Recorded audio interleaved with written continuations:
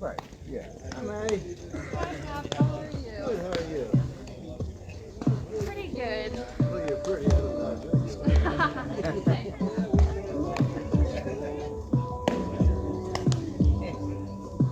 You're a flirt, huh? Yeah, you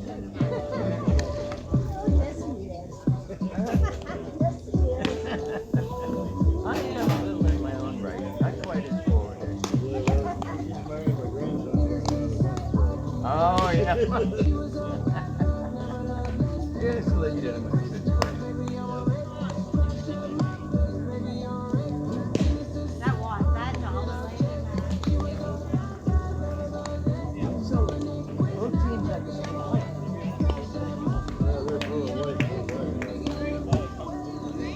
It's black. I was at the Dodgers office today. On the way out, the guy says, "Hey man, you're sitting about twice as far as I am from you." And I can go, that's just the way my eyes are. But then he got up and he said, "Oh yeah, Mark, yeah. Mark Jalbert used to be right around here. I remember him.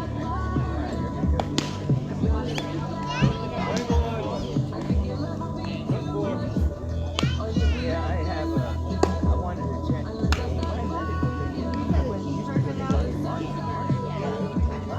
Yeah, we And he sent us a letter in retirement from the week before, and he said, these are options you might want to consider. And all that. I considered them, and then I ended up somehow with a doctor right next to the hospital. And she was there for 6 months, and then she left. I called him and I said, "What personal position do you have?" And they said, "Well, we'll choose one, but we don't have to here." But they said, "In the interim, you need to come in and we have the coverage." Which is what I did today. I have a medication. My bones are getting brittle like all of us. And the cells that break down the bone are more active now because I'm of age than the ones that are producing bone. So you're losing bone, basically. So they give you this medication, I can't remember the name, but it cuts down on the amount of degradation of bone cells. It slows those guys down a little. So it's what you yeah. Yeah. Right. A first of each month. And you have to take it in the morning and you can't eat anything. You can sit down, right? You can't lay down. But yeah, I have the same one. I gotta take it every week. And I was talking to him, what I made the appointment with, I have a friend that does it every month too. And I thought, well, I'd much rather do it every month because that's kind of a impingement on your activities. Because I get depressed. I don't take my Ritalin, my antidepressant. But I can't take it. They tell me an hour. But then he pointed out on the box that says half hour. He said there's different formulations for this, the same effect, different drugs that affect different bones in your body. So they probably tailor mine to the bones that need it most. So I'm getting back. I'd be fine.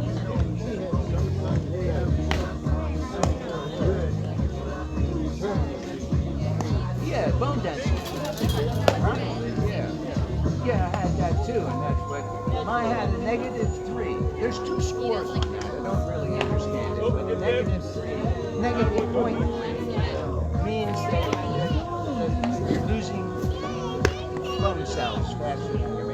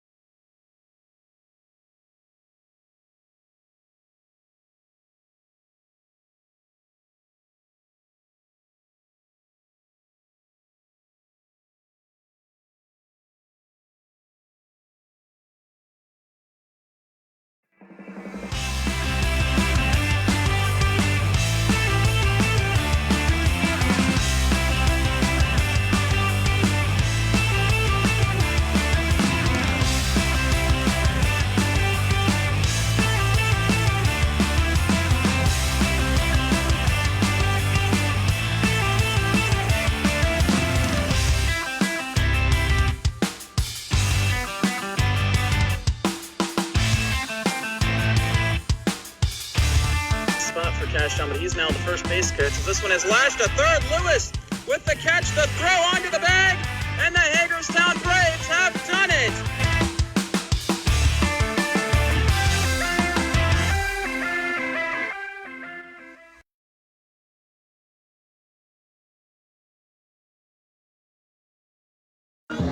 Hello and welcome to Cashtown Yards. We're here live for South Penn Semifinals game number 2. It's the Cashtown Pirates, looking to even the best-of-5 series at 1 game apiece. After a tough loss they took to the Littlestown Dodgers in game number 1, Littlestown rallying for 5 unanswered runs to finish the game, including 3 in the bottom of the 6th inning, culminating in Jake Saylor's 2-run game-winning RBI single.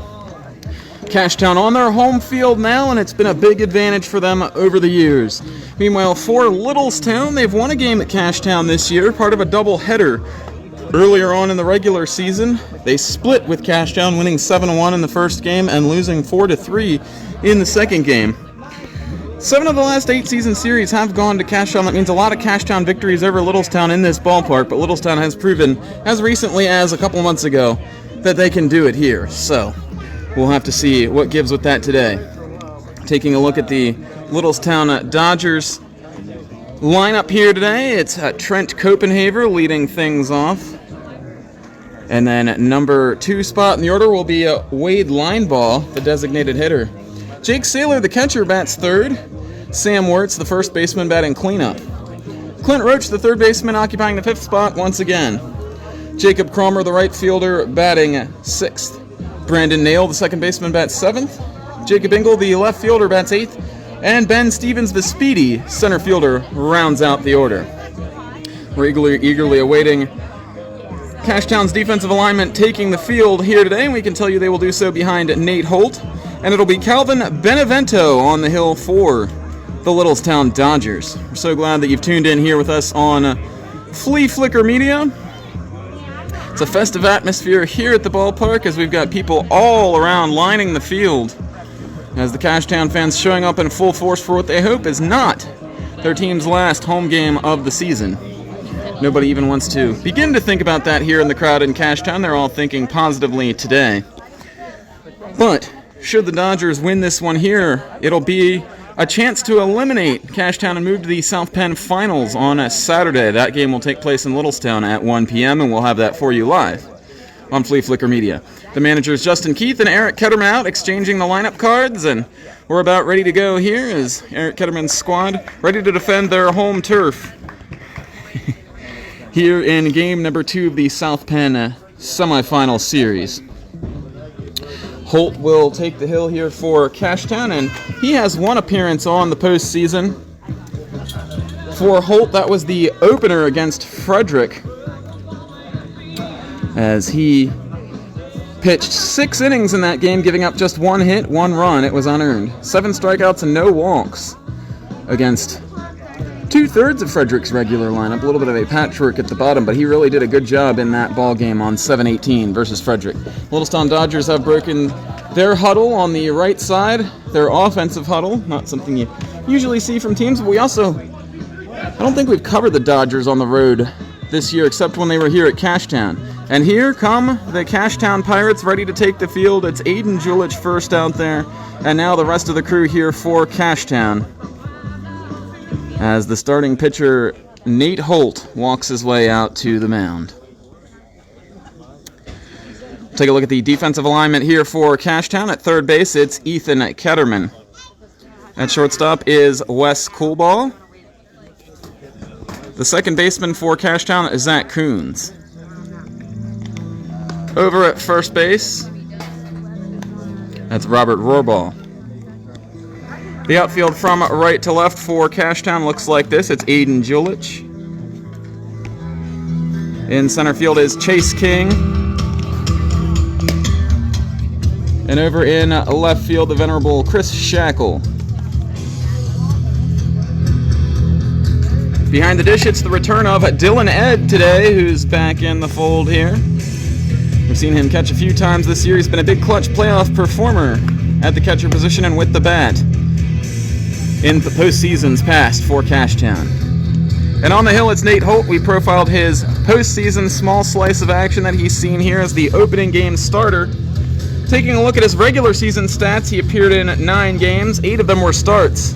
8 decisions, 6 and 2 for Holt, and .89 earned run average, which places him among the very best in the league. 47 1/3 innings pitched, 58 strikeouts, 12 walks.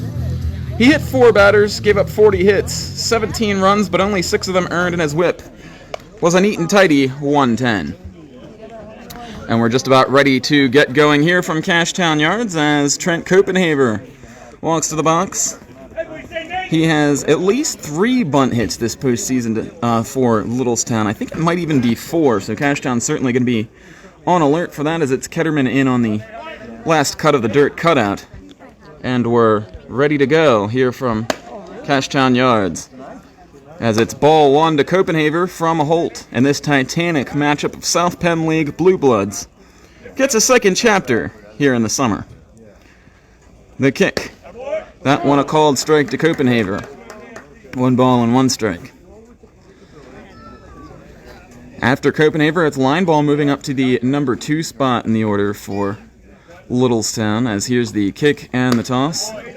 Is that one a called strike? No Justin Keith in the lineup here for Littlestown today. He was occupying that number 2 spot in the previous 3 postseason games for Littlestown, as this one misses down low and the count evens 2 balls and 2 strikes to Copenhaver. Copenhaver at .348 on the regular season. He's 5 for 7 on this postseason and pacing a robust Littlestown offense from the leadoff spot. And we've got a timeout called by Copenhaver. The 2-2 pitch coming from Holt. The rock, the fire. Fouled that one back to stay alive, and it jets off the wood part of the backstop and out halfway to first base, where it will have to be retrieved by Robert Rohrball. Feels like it's going to be a super soaker here today on this afternoon into the evening here at Cashtown, as I'm already working up quite a sweat. And I know the players and the fans down below must be, as it's not just because we're above the grill. Here's the kick and the throw, swing and a miss, and Copenhaver strikes out. The first out for Holt is a K. So 1 down, and an emphatic beginning to this one for the Cashtown youngster on the hill. 1 strikeout. Now he'll go after a guy who struck out 3 times in game number 1. That's Wade Lineball, as he's up in the number 2 spot, and manager Justin Keith trusting him to take Keith's normal spot in the lineup. For Lineball, he hit .313 on the regular season, as this one is fouled off. Lineball, the designated hitter once again here today, as he fulfilled that role in game number 1 as well. It was his first of the postseason. Was 0 for 4, looking to open his account here in game number 2. The kick and the toss from Holt. Swing and a miss, no balls and 2 strikes, as Holt bringing the cheddar here to start things off.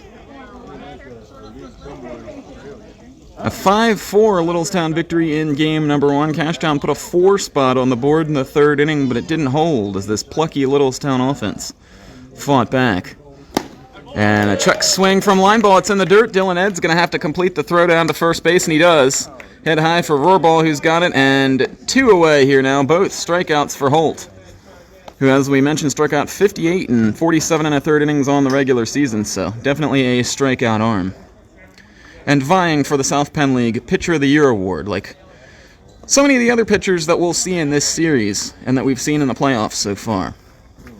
Jake Saylor now the hitter, and he pops this one up, giving it a look as Rohrball, as he just runs out of room in the little inlet there along the door for the Littlestown dugout, and the door outside to get outside the field, as that one touches down foul. So pleased for all our viewership here, people from all over the South Penn League, all over Adams County, tuning in here. One other game in the league today, it's the other semifinal. Mason-Dixon hosting Hagerstown at Christmas Tree Park in Hampstead, Maryland. Here's the 0-1. Saylor drives this one to center, and King came in on it. He's going to have to race back, but he's got the shoulder-high catch. 3 up, 3 down for Nate Holt and the Cashtown defense. Littlestown 0 and Cashtown coming to bat here on Fleaflicker Media. Back in a moment. Hello, this is Battlefield Military Museum Incorporated. We display the 200 years of history through military artifacts. We start with the Revolutionary War and end with Vietnam. We specialize with American Civil War and World War II. We have a shop where you may purchase relics and military artifacts. We are open every day during the summer months and weekends during the spring and fall. See you in Gettysburg.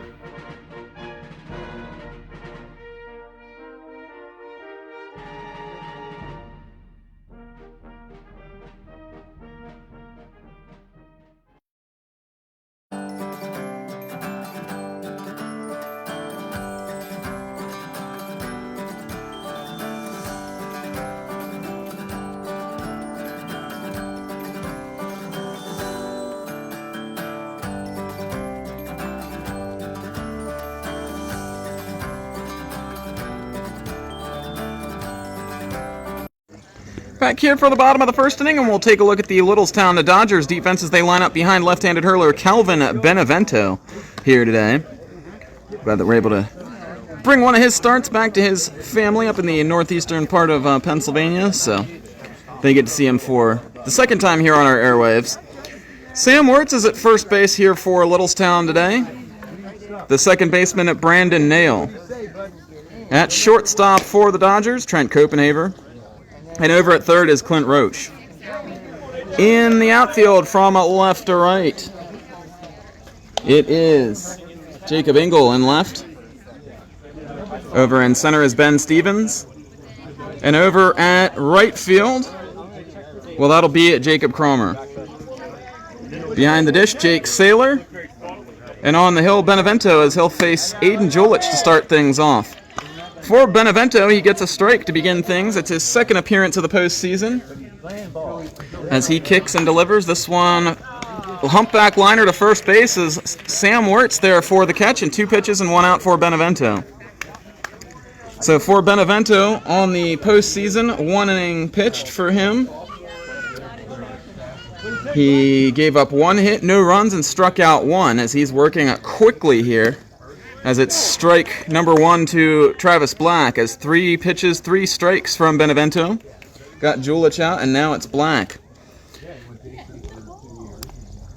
Here's the kick, and this one chopped softly on the ground. Shortstop Copenhaver up with it, throw across to first, and Wirtz completes the catch. 2 quick away on 4 pitches for Benevento. Benevento's regular season numbers look like this. 9 appearances, 7 starts, 47 2/3 innings, 4-2 record, 1 of 1 in saves, 43 hits, 21 runs, 14 earned, 27 strikeouts for him on the regular season, and he'll now face Chase King as there's a ball outside. The rest of the Cashtown batting order looks like this. After King, it's Chris Shackle, the left fielder, Wes Coolball, the shortstop, Zach Coons, the second baseman, batting 6th, Ethan Ketterman batting 7th and playing third base, Robert Rohrball, the first baseman, batting 8th, and Dylan Ed back in the lineup, catching and batting at 9th. 2 balls and no strikes now to King. 3 balls and no strikes now to King from Benevento. It was King in the batter's box who struck out to end game number 1, but it was a good game for him as he had a couple of hits and a couple of RBIs as well, as there's the strike in the count, 3 balls and 1 strike. For King on the postseason, he's hitting 6 for 15. As he takes that one ball 4, and he'll set the bat aside, and Chris Shackle, the Pirates' postseason RBI leader, will come to the plate with a duck on the pond. Just what the Pirates were hoping for here in the first inning, to have at least one guy on. For the 2017 and 2019 South Penn League Most Valuable Player. Benevento from the stretch for the first time today, misses down low with that one, 1 ball and no strikes. Those of you tuning in on the broadcast, drop us a comment in the comment section. Let us know where you're watching from, what you're doing, and who you're cheering for. As it's a swing and a miss from Shackle, 1 ball and 1 strike. For Shackle, he's hit 3 for 13, just .231 on the postseason, but 2 doubles and 5 runs batted in as he's made the most of his hits as he's come through in a number of big situations for Cashtown here. His regular season numbers, he hit .338. 5 doubles, a home run, 15 runs batted in, and 15 runs scored. Fires this one down the left field side. Engel giving it a look. He's got it along the line, and that's the 3rd out of the inning. No runs, no hits, no errors. 1 man left. At the end of one inning, it's the Cashtown Pirates and Littlestown Dodgers all knotted up 0-0 here on Fleaflicker Media. Don't touch that dial, we'll be back with the second inning on the other side.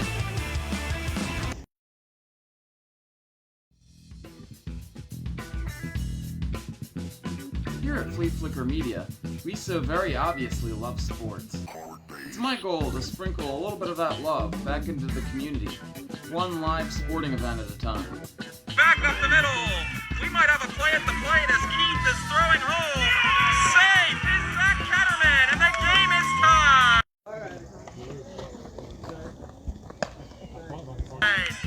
If you'd like to be featured on Fleaflicker Media, contact me at our Facebook page, Fleaflicker Media, or at the George Marinos Facebook page.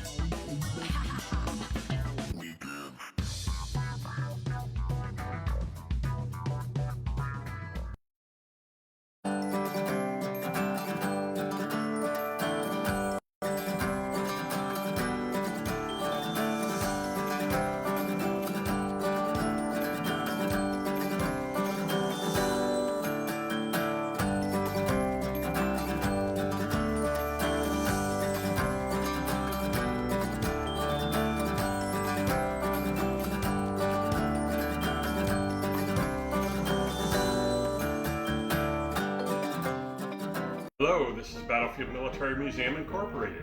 We display the 200 years of history through military artifacts. We start with the Revolutionary War and end with Vietnam. We specialize with American Civil War and World War II. We have a shop where you may purchase relics. Sam Wirtz leading things off to start the second inning here for Littlestown, and he takes a strike. No balls and one strike from Nate Holt as the Cashtown hurler set down the side in order back in the first inning. It's Justin Keith heading out to his position as the third base coach, and Wirtz drives this one. Julich rounding off his route in front of the Ira E. Lady American Legion sign out there, and 2 pitches and 1 out now for Nate Holt, as he saw Benevento doing that all in the bottom of the first inning. He says, hey, anything you can do, I can match you with it. So we certainly hope our audio coming through here on Fleaflicker Media. Let us know if you couldn't hear anything for the first for the first inning. We do apologize for that. As Holt with the kick in the toss now to Clint Roach. Roach takes, I think, a strike. Some kind of unintelligible grunt from the home plate umpire, and usually that is a strike. No balls and 1 strike to the third baseman for Littlestown. Chops this one foul off the catcher Dylan Ed. For Roach, he was 0 for 3 in the last game. 2 for 8 on the postseason. He did drive in a run with a sacrifice fly, an important part of the Littlestown rally from down 4 runs in the third inning in that one. As he'll try to be his own rally starter here for Littlestown in the second inning. Holt with the kick, the toss. Hit hard back to the mound, it gets through. Holt, that's probably going to end up being a hit, as tossing it, no, he does get him. A good job there by the second baseman. That's Wes Coolball over at second base. Well, no, that was actually Zach Coons over at... I'm not sure whether the second baseman or shortstop fielded that one. It should have been the second baseman's ball, but I think I think it was Coons. So 4-3 on the putout. I saw Coolball standing over there after that ball had been thrown, and I'm like, wait, he's supposed to be the shortstop. And he is. Cromer pops this one foul down the first baseline, too far for Rohrball to get to it. And the count, no balls and 1 strike.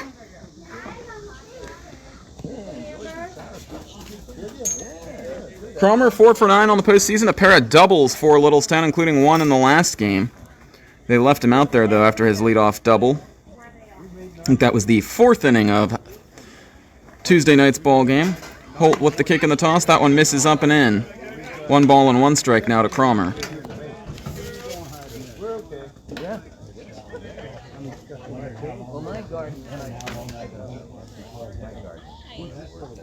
Holt into the motion, the kick, the delivery.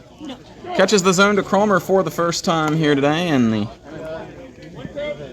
count goes now to, for the second time, the count goes now to 1-2. There's the pitch. Cromer chops this one foul down the third baseline in front of our broadcast location here. And the count holds steady at 1 ball and 2 strikes as he spoiled that one to stay alive. 2 outs, nobody on for Littlestown here in the second inning. Still scoreless on Fleaflicker Media. As here's the pitch. Straight 3 called, and another 3-up, 3-down inning for Cashtown's hurler Nate Holt. He pitches the Pirates back to the bat rack. We'll be back after a few words from our sponsors here in the South Penn quarterfinals.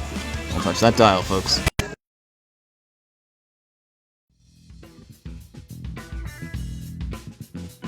Here at Fleaflicker Media, we so very obviously love sports. It's my goal to sprinkle a little bit of that love back into the community, one live sporting event at a time. Back up the middle. We might have a play at the plate as Keith is throwing home. Safe is Zach Ketterman, and the game is tied. If you'd like to be featured on Fleaflicker Media, contact me at our Facebook page, Fleaflicker Media, or at the George Marinos Facebook page.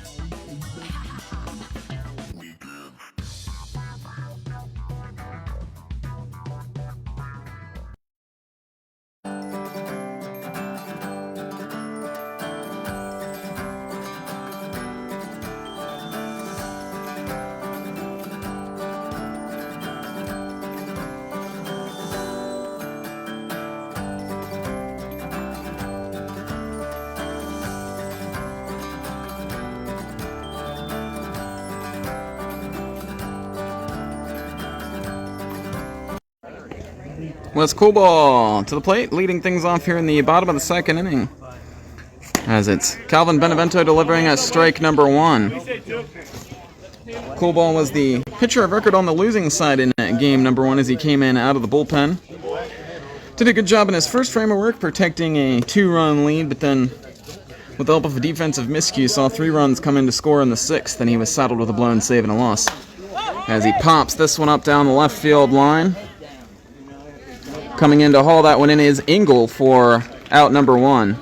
Benevento pitching to quick contact here early on. And he figures to last very long in this game if he's going to continue to do that.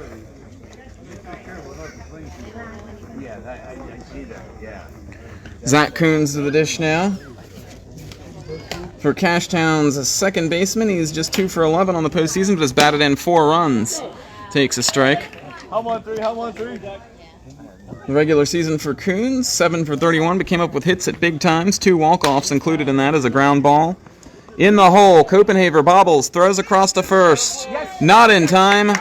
Wirtz knocks it down, but I don't think the bounce was going to be there in time to get Coons, who's speedy. And he's got the first hit of the game for Cashtown, the first hit of the game for either team here. And a quick, speedy runner on here now for Ethan Ketterman.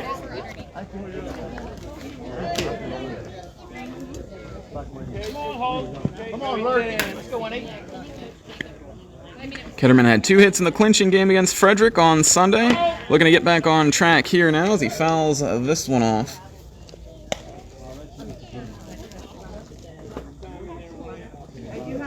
For Ketterman, he's 2 of 12 on the postseason, scored a run, drawn a walk.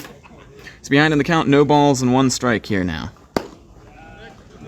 That one just misses, an eagle eye from Ketterman. He's known for that in the count, 1 ball and 1 strike.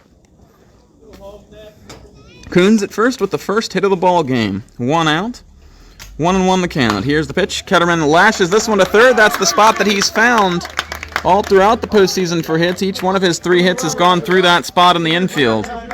And the Pirates with 2 on now via base hits in the bottom of the second.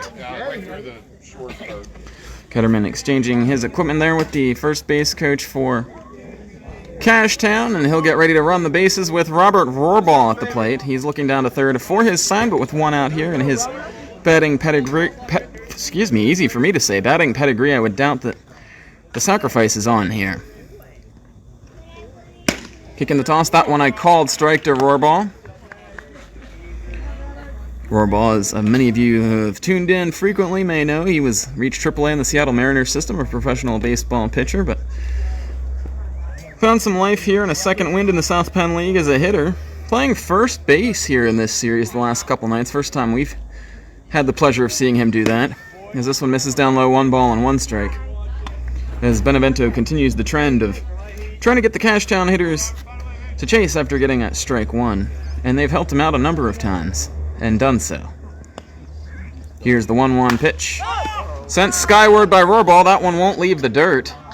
As Brandon Nail calling it out, and he's got the easy catch. Just short of the center field grass, and 2 away now in the Cashtown second inning.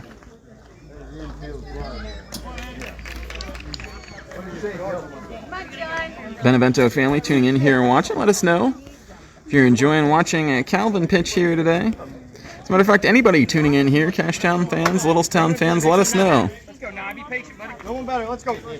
Baseball's more fun with friends, and it's more fun with great banter and conversations. As Dylan Ed comes to the plate now, and he drives this one to short. That one's in the hole. Copenhaver is going to throw across to first. Works. Oh, they're going to call him out. What a play by Copenhaver as he throws that from the hole. And he gets Dylan Ed by a step. A first pitch ground out. Wasn't sure that Copenhaver was going to chance the throw to first. Thought he was going to put it in his back pocket, but ultimately he ends up getting him out. At the end of 2 innings, we're still scoreless. A pitcher's duel shaping up here on Fleaflicker Media.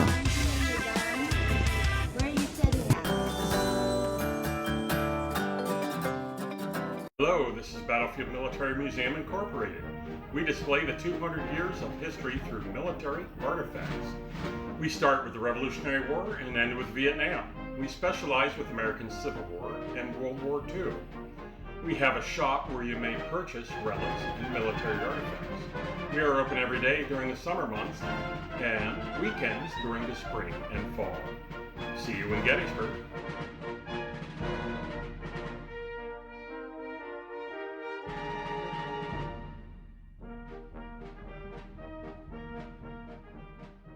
My name's Chris Shackle, and you're watching South Penn Baseball on Fleaflicker Media. Back here to the ballpark, we're ready to get ready for inning number 3 as the Cashtown Pirates taking the field here. Behind Nate Holt, who will get ready for his warm-up tosses. It's Chris Boone going out to be the warm-up catcher here as Dylan Ed made the last out of the last inning, so he's in the dugout putting his equipment on. Holt has gone 6 up, 6 down to start against the Littlestown lineup. Dodgers will have the bottom third of the order to come up here in the 3rd inning. And we'll see what Brandon Nail, Jacob Engel, and Ben Stevens can do here for the Dodgers, who lead this series 1-0 with a victory on home field on Tuesday night. Littlestown with the home field advantage for this series. They will host Game 3 on Saturday. If necessary, Cashtown will host Game 4 on Sunday, and then the decisive game number 5, which would be on Tuesday, would be at Littlestown as well. The spoils of war for them as they earned the number 2 seed during the regular season, finished 3 games ahead of the Pirates, despite losing the regular season series to Cashtown, 2-1. Brandon Nail, the batter here now, the second baseman, and he'll try to get something started here for the Dodgers, as he's 2 for 8 on the postseason. Holt with the kick and the pitch. This one lined to right center, and that's down for a hit. And Littlestown has their first base runner of the ball game, as that breaks a string of 6 straight guys set down by Holt to begin this one. And Jacob Engel will now be the batter for the Dodgers. Down here at the bottom of the order, we'll see if there's any sort of trickeration or anything that goes on with sacrifice bunting, moving guys over. They've got 2 guys here at the plate with some speed and who might be adept at doing so. And this is shaping up to be one of those games where 1 or 2 runs might win it. Squaring to bunt there is Engel. He pops this foul. Dylan Ed going to give a look, but it's in vain as it's way foul behind the home plate area.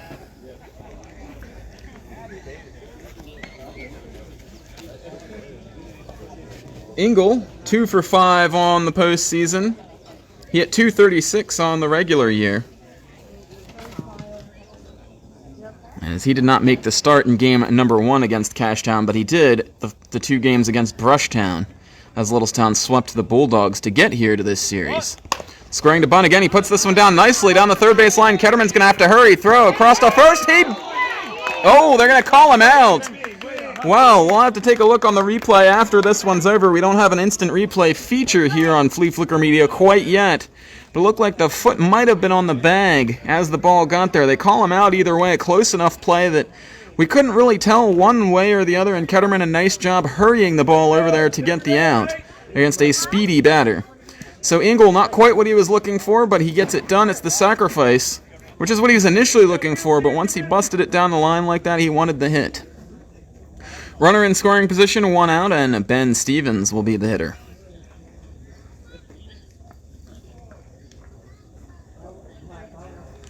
Holt, the pitch.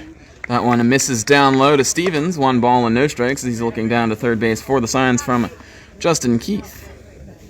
Not sure why Keith isn't in the lineup here for Littlestown today. Maybe he's saving himself for potential pitching scenario later on in this one, as he's the Dodgers, one of their chief relievers. But he started the postseason off reaching base 10 out of 11 times to begin the postseason, as Stevens spoils that one. Foul, 1 ball and 1 strike, now the count to the center fielder for Littlestown.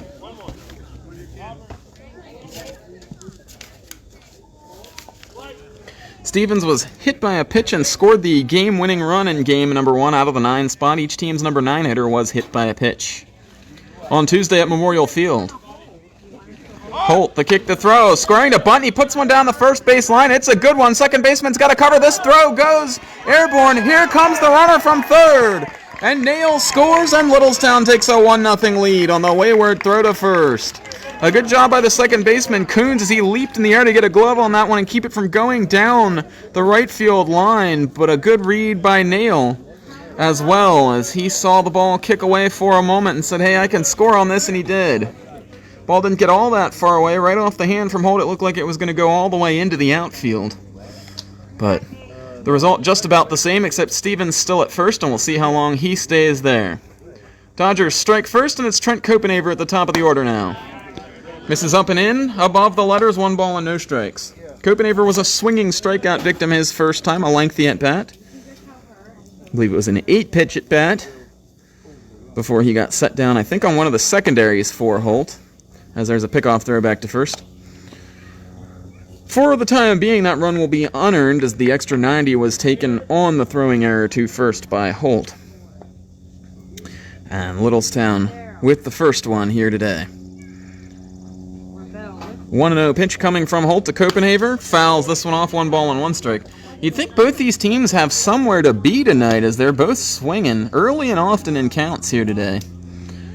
For Littlestown, it hasn't prevented them from still making some outs via the strikeout. For Cashtown, they're really putting the ball in play early on in at-bats against Benevento, but that seems to be by design for him. For Holt, the deeper you can get him into the at-bat for Littlestown, they have to feel a little bit better, because he's a guy that's got the stuff to strike you out on 3 or 4 pitches just about every time. This one fouled off by Copenhaver, and the count 1 ball and 2 strikes. So Brandon Nail led off this inning with a single. He comes around to score on the throwing error at first base, as that's going to, I believe, go down as a straight E1 that both allows the batter to reach and the runner from third to score. Big lead there from Stevens, and somebody from Cashtown tells Holt to step off, and it was a good call there, because Stevens could have walked to second base if he really wanted to. 1-2 count here now to Copenhaver. Littlestown's leadoff man for a number of years. There goes Stevens. Copenhaver drills this one to short. It's caught by Coolball, and he tags the runner for an unassisted double play. The Dodgers strike first, but Coolball with a nice grab there to get Cashtown out of the inning. 1 run, 1 hit, 1 error, and nobody left. At the end of 2.5, it's Cashtown and Littlestown in a 1-run game with the Dodgers up 1-0.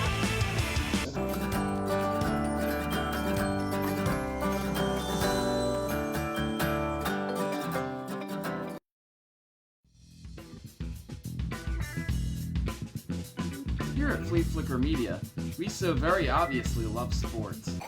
It's my goal to sprinkle a little bit of that love back into the community, one live sporting event at a time. Back up the middle. We might have a play at the plate as Keith is throwing home. Safe is Zach Ketterman, and the game is tied. If you'd like to be featured on Fleaflicker Media, contact me at our Facebook page, Fleaflicker Media, or at the George Marinos Facebook page.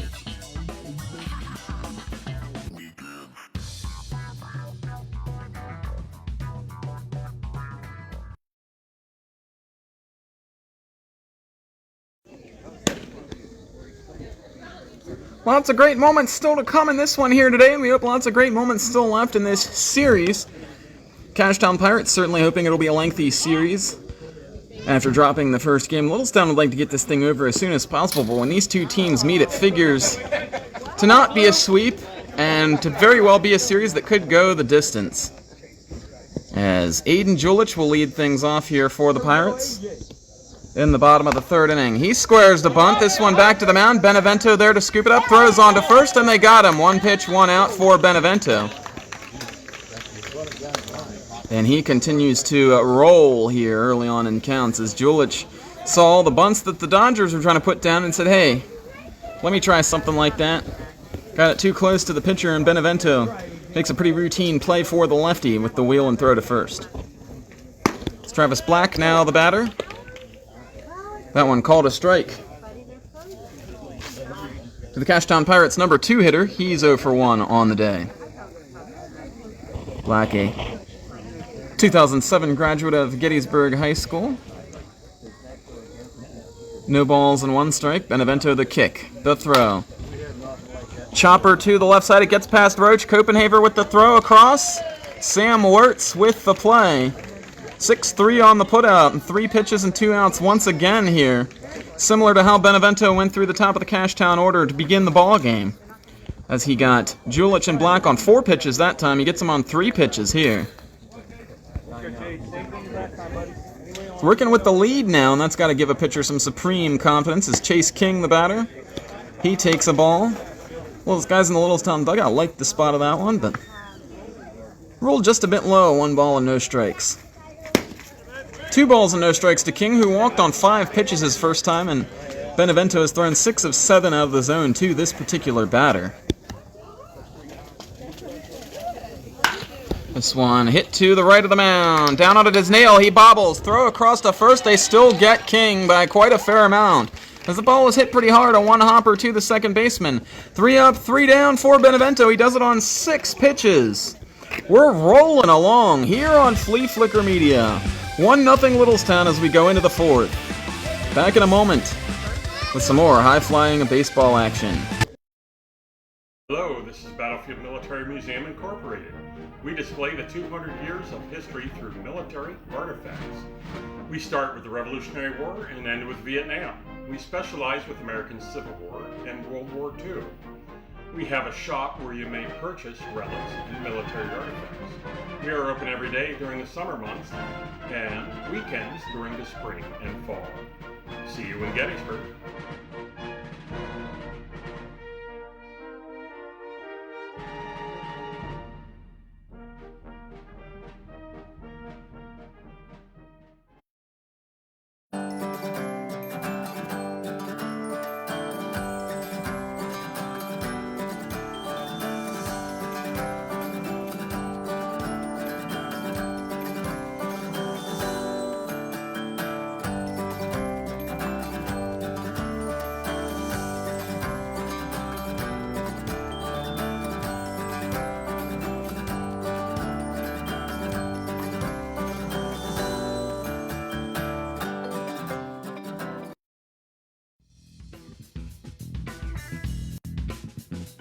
Here at Fleaflicker Media, we so very obviously love sports. It's my goal to sprinkle a little bit of that love back into the community, one live sporting event at a time. Back up the middle. We might have a play at the plate as Keith is throwing home. Safe is Zach Catterman, and the game is tied. If you'd like to be featured on Fleaflicker Media, contact me at our Facebook page, Fleaflicker Media, or at the George Marinos Facebook page.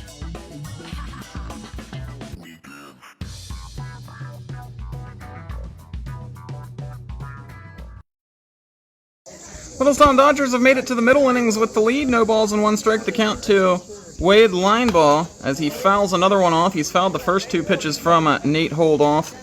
Here to begin the 4th inning. So the Dodgers doing everything they wanted to here, getting a good pitching performance from Benevento, playing excellent defense, and taking the offense on the road, getting the road game going, playing some small ball and scratching out a run. Got 2, 3, and 4 in the order here in the 4th as they look to add on. Line ball sends this one the opposite way. Julich on the case immediately as he races in. And he'll haul that one in on a slight jog in towards the infield, and 3 pitches and 1 out as Holt throws the first 3 of the inning in the strike zone, and now he'll face a guy in it, Jake Saylor, who's been absolutely robust this postseason. Saylor flew out to center fielder Chase King back in the first inning. It's only the 4th time he's been out this postseason. As that one called a ball. Saylor 6 for 10 now in the playoffs. As here's the kick and the throw from Holt. Chopper on the ground. Circling and fielding it is cool ball throw across the first for out number 2. And another quick 2-pitch out there for Nate Holt.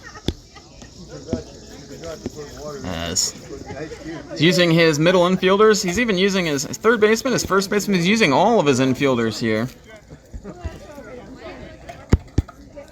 Still managing to get some strikeouts as well.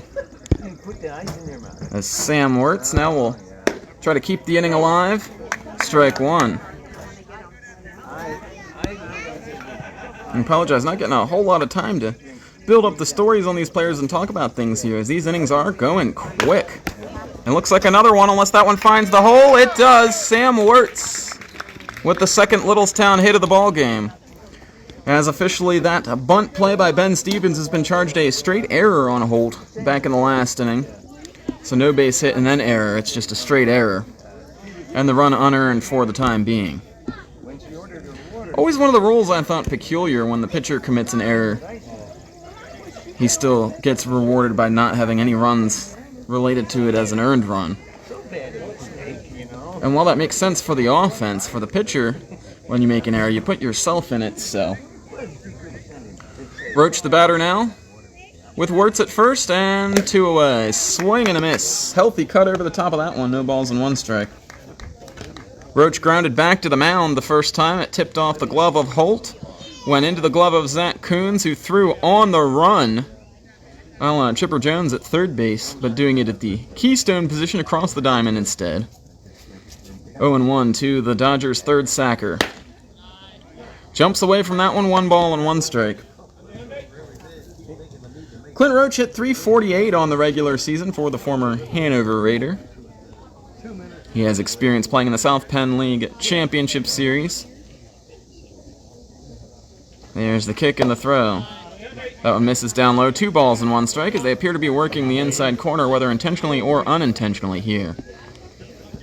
To Roach. Maybe the game plan is to not let him get extended here. Looking for his 3rd hit of the postseason. The pitch. Jumps away from that one, but it catches the inside corner apparently, and Roach will have to go for a walk. As he wasn't sure about that one. I mean, he was sure about it. He was sure that it wasn't a strike. But in the record books, it'll go down as a strike. 2 balls and 2 strikes now the count.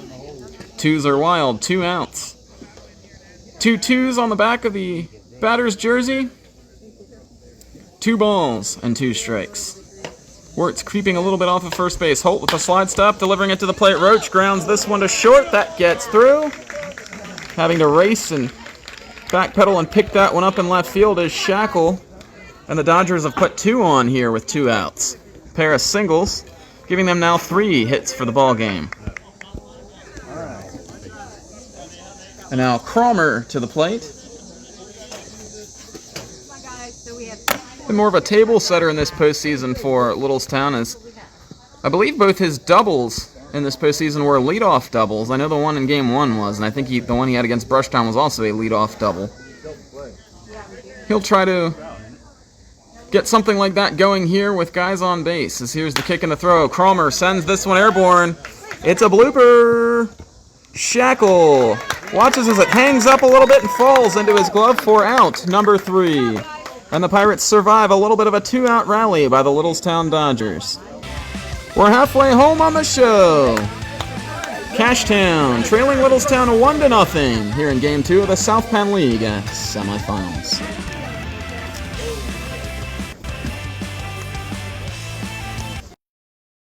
Hello, this is Battlefield Military Museum Incorporated. We display the 200 years of history through military artifacts. We start with the Revolutionary War and end with Vietnam. We specialize with American Civil War and World War II. We have a shop where you may purchase relics and military artifacts. We are open every day during the summer months and weekends during the spring and fall. See you in Gettysburg.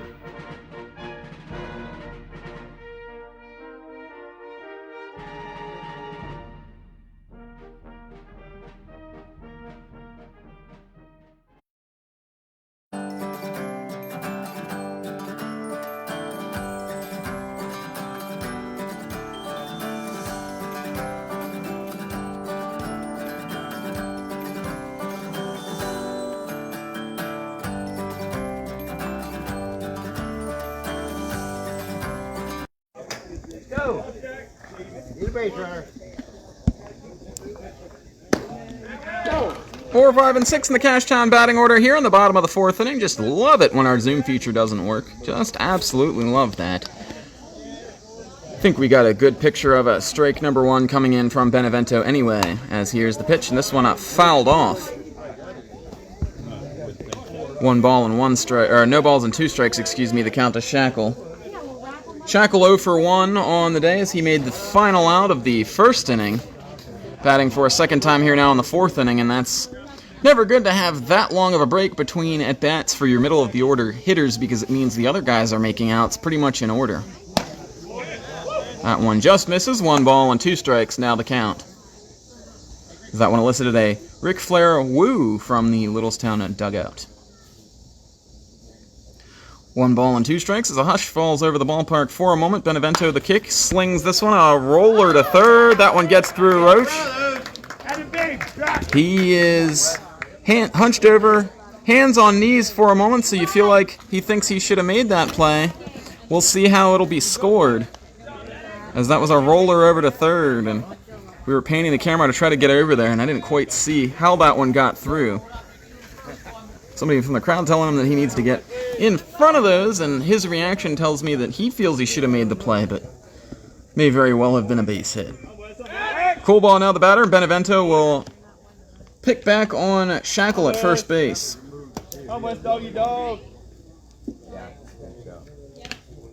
Coons, the hitter, he's 1 for 1. Squares the bunt, or excuse me, it's cool ball. Drag bunt down the first base line. Second baseman Nail covers. He'll get the out and then run it into the middle of the infield to hold Shackle at second base, with Roche covering third just to make sure nothing funny happens here. And another sacrifice bunt as both teams don't want to call it giving outs away, but they're using outs strategically to try and advance base runners here. As we said early on, this has the feel of one that's going to go down to the wire in a low-scoring nature.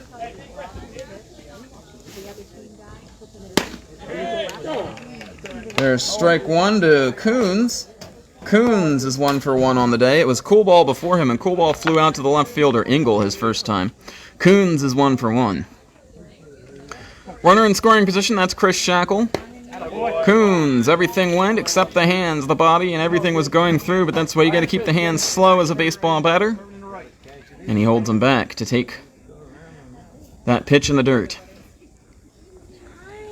Benevento with the slide step. That one catches the zone up and inside corner. 1 ball and 2 strikes to the Cashtown second baseman, who's already made 1 sterling defensive play in this one on a ball that ricocheted off his pitcher, Nate Holt. Coons looking for his 4th hit of the postseason. And swings and misses at this one in the dirt, but it's actually a foul ball. We did hear a little bit of a double tick before that one hit the dirt.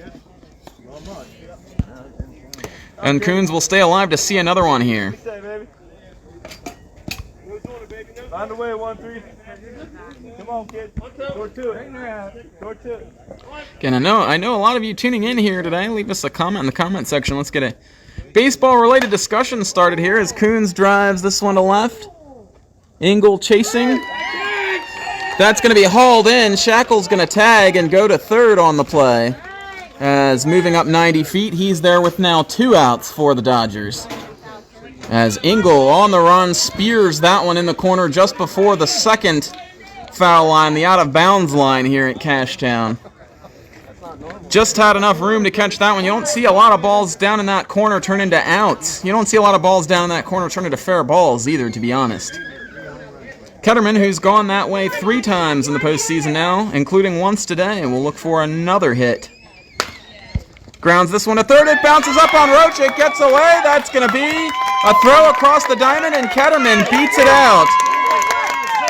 One would imagine this one's going to be scored an infield single because that ball kicked up on Roach at the last moment. There wasn't a whole heck of a lot he could do. It took a hellacious hop right into his chest and might have got him in the forearm, and Shackle scores to tie the game. And Cashtown with a little home cooking here in the 4th inning. As I'm not sure what part, whether that hit the lip or whether it hit a stone or something over there. But the Pirates have tied the game here in the 4th inning. Robert Rohrball takes ball 1. Pop out to second baseman Brandon Nail in his initial plate appearance. Another pop up. This one should leave the playing surface. And it does. 1 ball and 1 strike from Rohrball.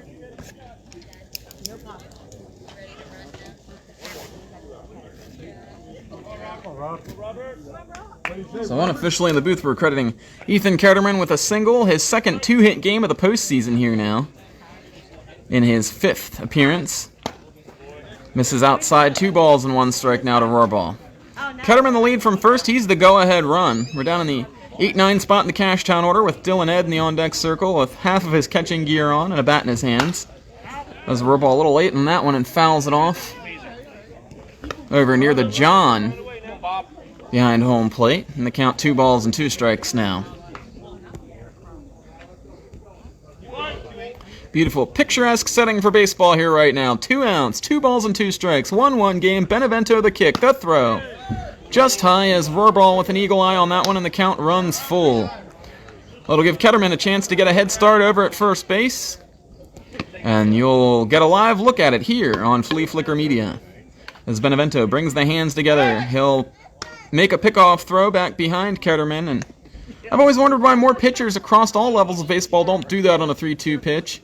Because the guy's going, and he's not thinking about a pickoff throw because he's not thinking about a stolen base. This one up high, Ketterman off, and he'll head down to second at a walking pace as Rohrball takes ball 4, grinds out that 6-pitch at bat, and the Pirates now have runners on first and second with the clutch Dylan Ed coming to the plate. Dylan Ed's chief career moment here is a Cashtown Pirate, the walk-off hit in game number 2 of the South Penn Championship Series 2022, right here on this field.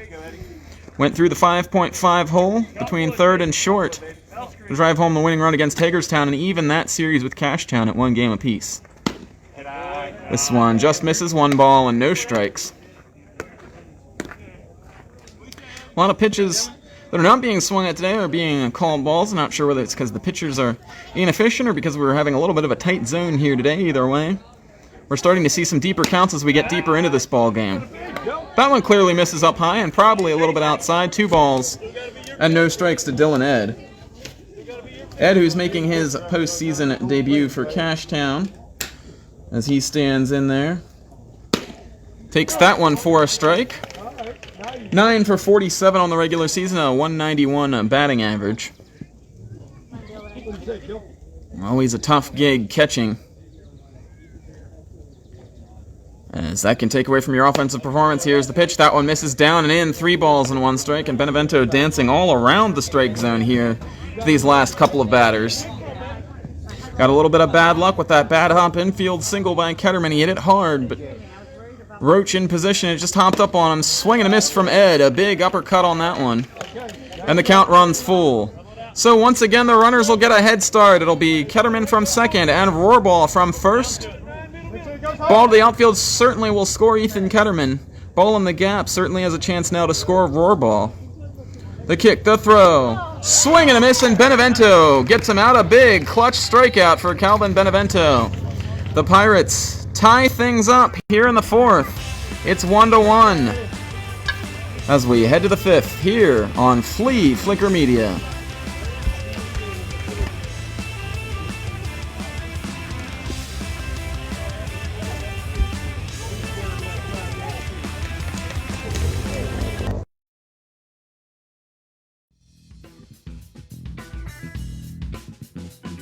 Here at Fleaflicker Media, we so very obviously love sports. It's my goal to sprinkle a little bit of that love back into the community, one live sporting event at a time. Back up the middle. We might have a play at the plate as Keith is throwing home. Safe is Zach Ketterman, and the game is tied. If you'd like to be featured on Fleaflicker Media, contact me at our Facebook page, Fleaflicker Media, or at the George Marinos Facebook page.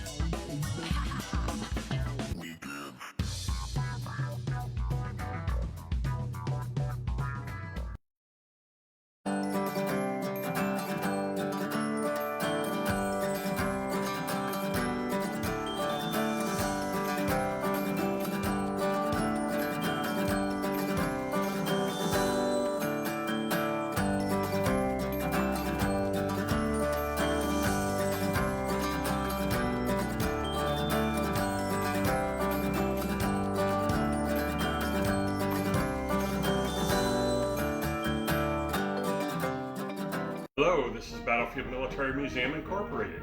We display the 200 years of history through military artifacts.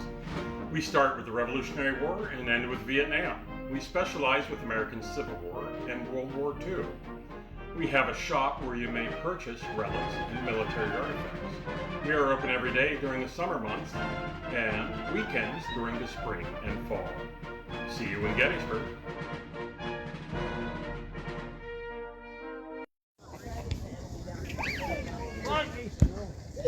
The fifth inning has come quickly here. We're less than an hour old into this one, and it's Brandon Nail leading things off for Littlestown.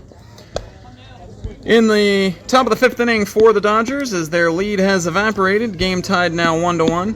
Officially, both of those Cashtown ground balls that we had as hits unofficially in the fourth inning, those have both been scored errors, as Shackle reached on an error by Clint Roach, and then scored on Ethan Ketterman's ground ball error by Clint Roach.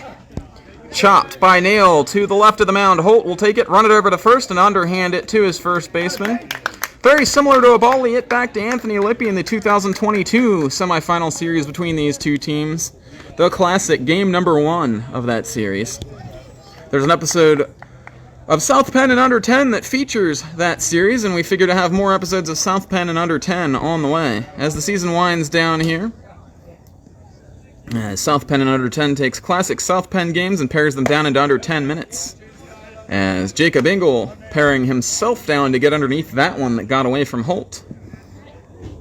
And count 1-0.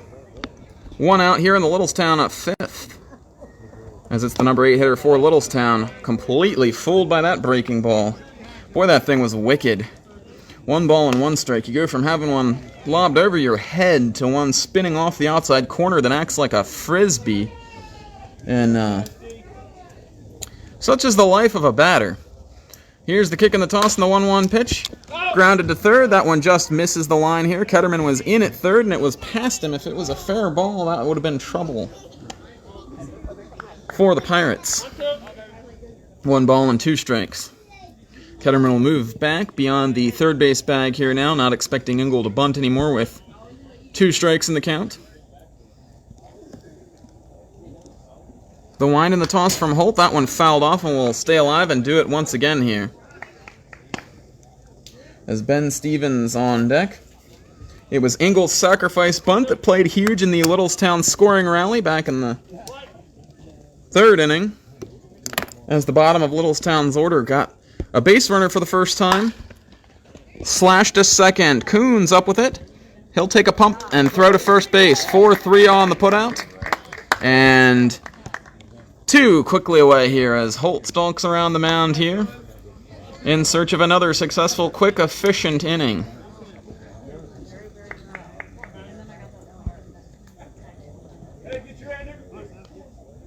Six days rest for Holt between this and his previous start. He said he usually gets 6 to 7 days rest between starts. The unique thing about that is the previous start he was on 4 days rest. Pitched the regular season finale against Hagerstown, a game that didn't have any meaning in the standings for either Cashtown or Hagerstown, and then turned around and pitched the very important playoff opener for the Pirates as Stevens is going to drive this one to center. It's down in front of Chase King, and the Dodgers have another hit. Stevens, who was at the plate when the Dodgers scored their only run of the game so far, a bunt back to the mound that was thrown away at first base. Well, he's on for a second time here.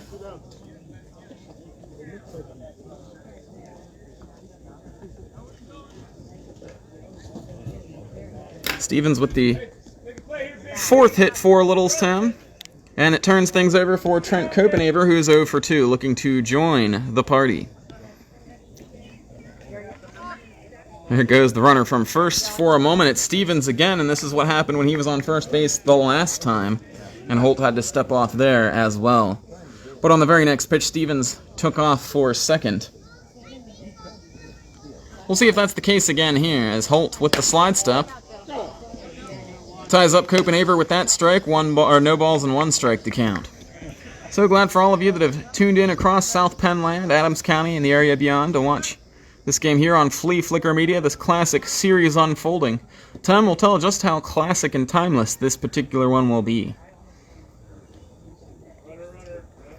Holt with the kick to pitch, lined the opposite way, that's into right field. Motoring around second and heading to third, and now being caught between the bags is Stevens. Pitch to the bag as Coolball cut it off and throws to Coons, and the Dodgers run themselves out of the inning.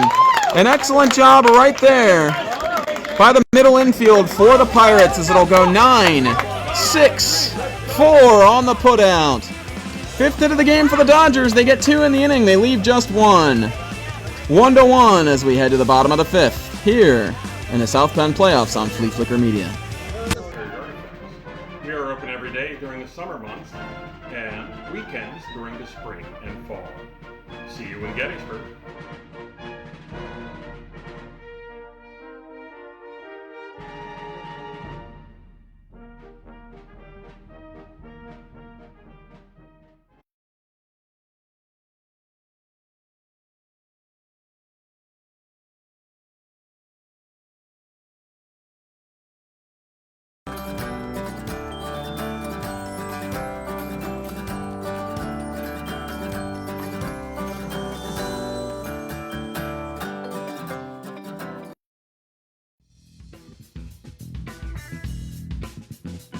Here at Fleaflicker Media, we so very obviously love sports.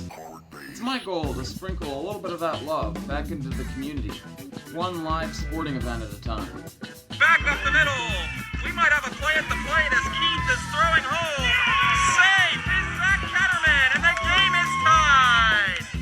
If you'd like to be featured on Fleaflicker Media, contact me at our Facebook page, Fleaflicker Media, or at the George Marinos Facebook page.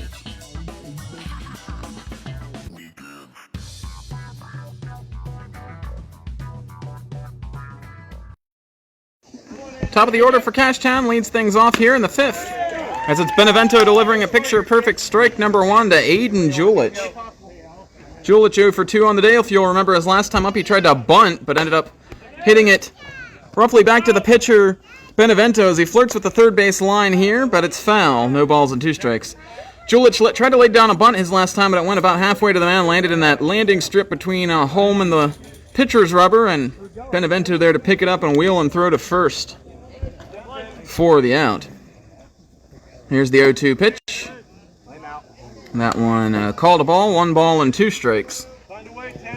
All these pitchers, when they're missing, they're competitive today. They're not missing by a lot. As here's the 1-2 chopped on the infield. That's going to be a tough play, but Roach gets to it quickly. Throw across the first. Wirtz there and has it, and the helmet comes off for Julich down the first baseline. So 4 pitches and another quick out for Benevento, as that's actually one of his lengthier at-bats he's faced today. Travis Black slides up to the plate now. He moved down to the 2 spot in the batting order. He's been a leadoff guy for Cashtown a number of times. The Pirates trying to get the offense going here a little bit, and this one popped up. Saylor makes the basket catch. There he is, running to grab that one, and a guy that a lot of people have tabbed as the South Penn League MVP frontrunner for the year. For what he does with the bat, he does it with the glove there. Catching that one and cradling it like a baby for out number 2. This game's starting to look a lot like that Game 1 of the 2022 semifinal series between these two teams. A lot of similar plays being made. At similar points in the ball game, as Dylan Ed had a diving catch of a foul pop bunt in the 5th inning of that game for Cashtown. 0-1 pitch to Chase Kane. It's now no balls and 2 strikes. King was the first base runner of the game for Cashtown all the way back in the 1st inning. 1 run, 5 hits, 2 errors for Littlestown. 1 run, 2 hits, 1 error for Cashtown as we play with 2 outs here in the bottom of the 5th. That one misses, and it's 1 ball and 2 strikes now to Benevento. George Marinos here bringing you all the live action of South Penn League baseball on Fleaflicker Media. It's Benevento slinging this one up there. Line drive down the third base line and foul so fast, faster than a streaking bullet that was out of the range of our camera moving down the third base line. Baseball really is at least a 2-camera sport, and I've always said that. That was my hesitation for coming to do South Penn broadcasts for a number of years, but it was something that I wanted to do for quite a while, and here we are now. And making the 1-camera setup work. 1-2 to King. Pops this one foul as well, and that'll leave the playing surface here at Cashtown. One of the most beautiful ballparks of a number of beautiful ballparks here in the South Penn League. Steeped in tradition, as is this rivalry. King bailing and wailing on that one and pops it foul. He'll stay alive again. Well, it's a good thing for any Cashtown batter to be able to work the count here against Benevento, but he's so far ahead on where he should be as far as pitch count today that I don't think it's going to matter in terms of getting him out of this game early. The only thing that's going to get him out of the game is if he starts pitching ineffectively. I mean, like an old-school major league arm and an old-school pitching showdown where both starters go the distance, perhaps. 2 balls and 2 strikes now to King. King hit .233 on the regular season. Here's the kick, the toss. This one is lashed to center. There to catch it. In cruise control is Stevens. And that'll bring an end to the 5th inning. Cashtown 1, Littlestown 1. As the Dodgers head to the bat rack here at Cashtown Yards. Looking to push ahead and up their 1-0 lead in the series. Back in a moment on Fleaflicker Media.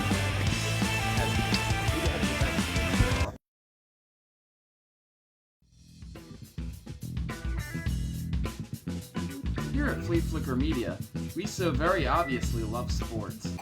It's my goal to sprinkle a little bit of that love back into the community, one live sporting event at a time. Back up the middle. We might have a play at the plate as Keith is throwing home. Safe is Zach Catterman, and the game is tied.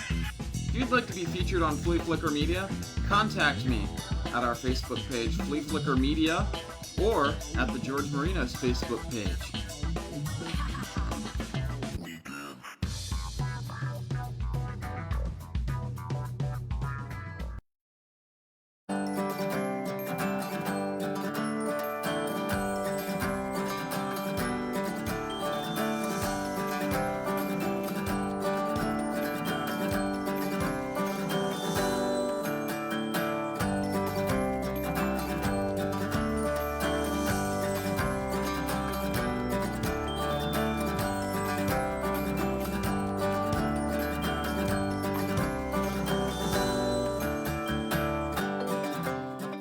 Hello, this is Battlefield Military Museum Incorporated.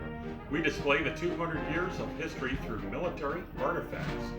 We start with the Revolutionary War and end with Vietnam. We specialize with American Civil War and World War II. We have a shop where you may purchase relics and military artifacts.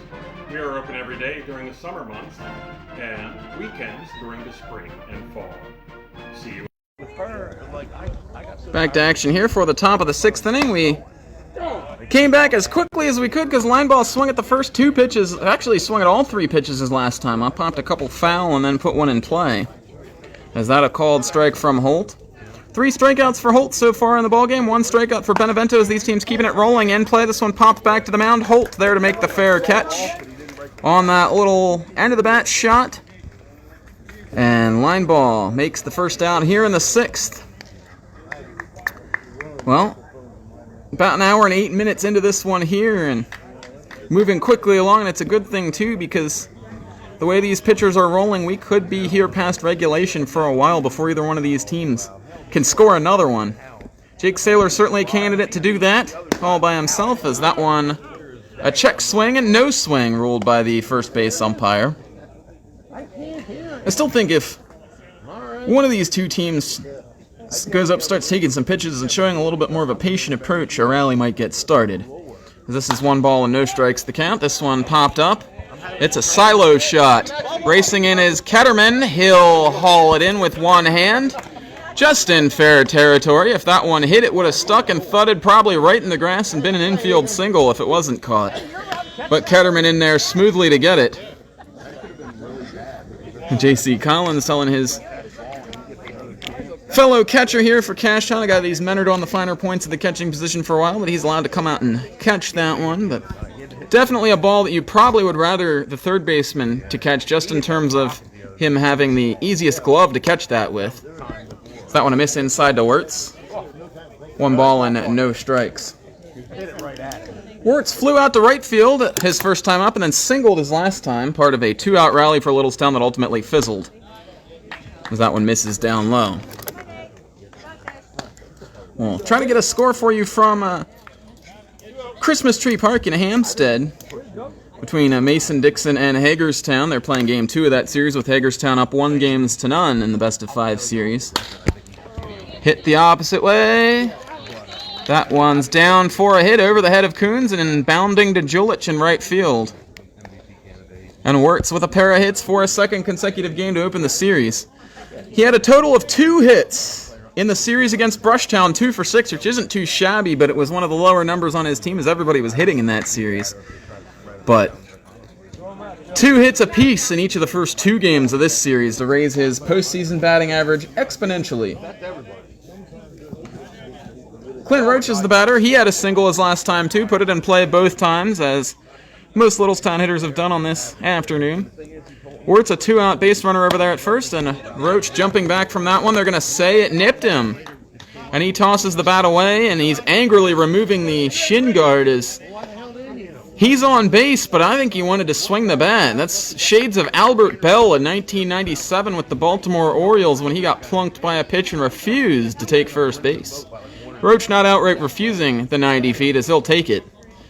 And that'll bring Cromer to the plate, as situations tend to find batters within some games, and Cromer now with first and second and 2 out once again, as the combination of Wirtz and Roach reach base back-to-back with 2 outs in front of Cromer for a second consecutive time. Cromer flew out to the left fielder Chris Shackle his last time up, as that one misses in the dirt, kicks away from Ed, and Sam Wirtz alertly moving up to third. Roach still at first, so he didn't get as good of an angle on it from over there as Wirtz did from straight away. And that's a tough read for a runner at first based on where that ball was. But Wirtz 90 feet away now, and as we often say, there's a few ways that he can score from third with 2 outs that he can't score from second with 2 outs. And that's especially present in the South Penn League. 1-0 the count to Cromer, looking to put his team back on top for a second time today. Swinging a foul tip. And Dylan Ed needs a new baseball to give to his pitcher, Holt. Holt has had to work around a lot of traffic here in the ballgame. It's mostly been 2-out traffic. 1 unearned run against him. It came with 2 outs back in the 3rd inning. Runners on the corners. Roach the lead from first. Wirtz keeping attention from third. Here's the pitch. That one misses down low. 2 balls and 1 strike to Cromer. For Cromer, a 189 regular season has given way to a much more robust postseason for him, as here's the kick, and that one called a strike, 2 balls and 2 strikes. Cromer 0 for 2 here on the day, but he's 4 for 11 on the postseason, hitting in the high 380s, I believe the math is on that one. 2-2, 2 on, 2 outs. Holt looking for 1 more strike. Cromer looking for a base hit. He scuffs this one to third. Ketterman the throw across. And that'll put the side out here in the 6th inning. Littlestown threatens another 2-out rally, but nothing to show for it. Cashtown will come to the bat rack, and they hope the bottom of the 6th are their last ups in this one. They'll need to get at least a run if they want to make that a reality. 1-1 here in the South Penn quarterfinals, or semifinals. Hello, this is Battlefield Military Museum Incorporated. We display the 200 years of history through military artifacts. We start with the Revolutionary War and end with Vietnam. We specialize with American Civil War and World War II. We have a shop where you may purchase relics and military artifacts. We are open every day during the summer months and weekends during the spring and fall. See you in Gettysburg.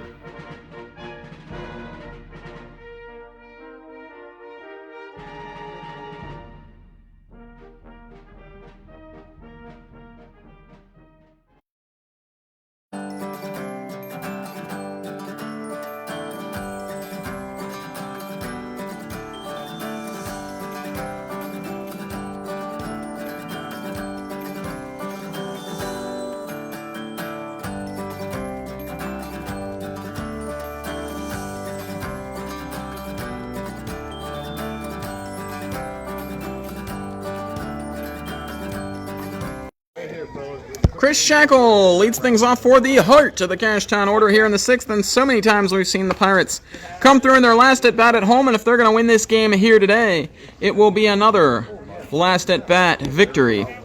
This is the final inning. They can get it done without a walk-off. Goes to the 7th inning. Any Cashtown victory would then have to be of the walk-off variety. This one hit to left field as...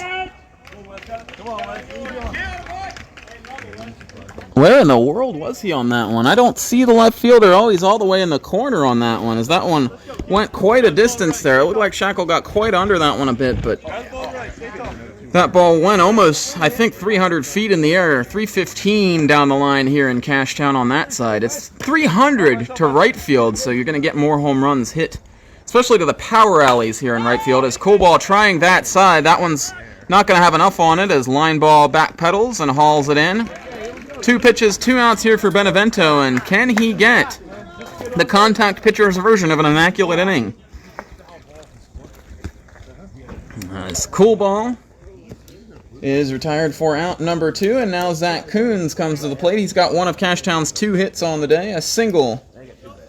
His first time up, fouled out and down the line to left field to Engel, his second time up. There's a strike to Coons. No balls and 1 strike. Ketterman has the other hit for Cashtown as this one fouled off. No balls and 2 strikes to Coons, who's anchored a key role at the Keystone defensively for Cashtown here in the Keystone State today. The other semifinal taking place not in the Keystone State, south of the Mason-Dixon line, as the Mason-Dixon Rebels hosting a Hagerstown. Coons through the hole on the left side, and the Cashtown Pirates have now a 2-out base hit. As you got to think these teams wish they were getting their rallies started a little bit earlier here. It's with 2 outs that this is happening seemingly every inning here now when a team does get a hit today, and it makes it tough on the offense to try and scrap something together, especially without leaving the yard. And reports from players earlier today, the ball not really carrying here at the ballpark much in warm-ups, as that one misses down low from Benevento. 1 ball and no strikes to Ketterman. It's been Coons and Ketterman with the hits, all of them today for Cashtown. They got 3. Ketterman's single through the 5.5 hole, his first time up. He hit a ground ball to third that bounced up on Clint Roche and turned into an error back in the 4th inning, scoring Cashtown's only run as Chris Shackle came home from third on the play to knot this one up. The kick and the throw from Benevento, and a tricky lefty as he had Coons breaking towards second for a moment, but he's able to scamper back into the bag. Boy, those lefties. Those pickoff moves. Swing and a miss from Ketterman in the dirt. 1 ball and 2 strikes now to the Cashtown third baseman, who's made a nice defensive play or 2 of his own today, and one of the more noticeable players for Cashtown in this one. Benevento with the pitch, breaking ball. That one was in the other batter's box. It was on a straight plane the whole way before dropping straight down. Hard to get a swing on those breakers that don't start over the plate. As Ketterman's gonna knock this one in there for another hit. And he's got 2 today.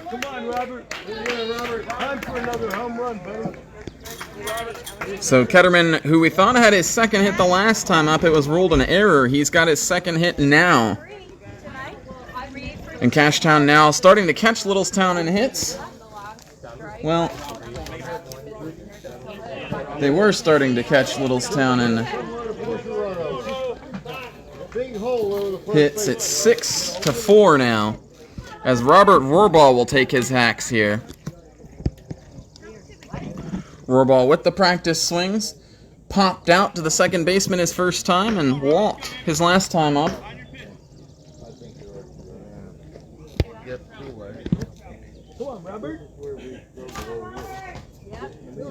Rohrball was 8 for 29 on the regular season. Don't have listed here how many RBIs he had during the campaign, but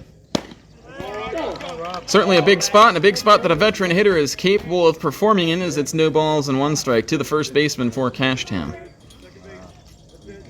Head baseball coach for Littlestown High School, as he's helped out become a bit of a pipeline here for the Cashtown Pirates, as a number of Littlestown guys on both sides of this game. 1 ball and 1 strike from Rohrball. Raw dogging it up there with no batting gloves. The foul down the third base line, and it's 1 ball and 2 strikes.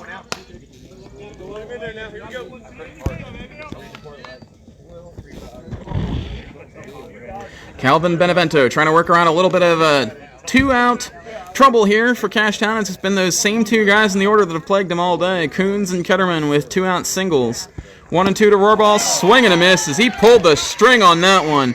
And 6 dominant innings from Calvin Benevento here today as he storms off the mound and heads to the dugout. We'll go to the 7th here on Fleaflicker Media, as it's all high fives for the Littlestown starter. Dodgers with a chance to break on top in the last in regulation here on Fleaflicker Media.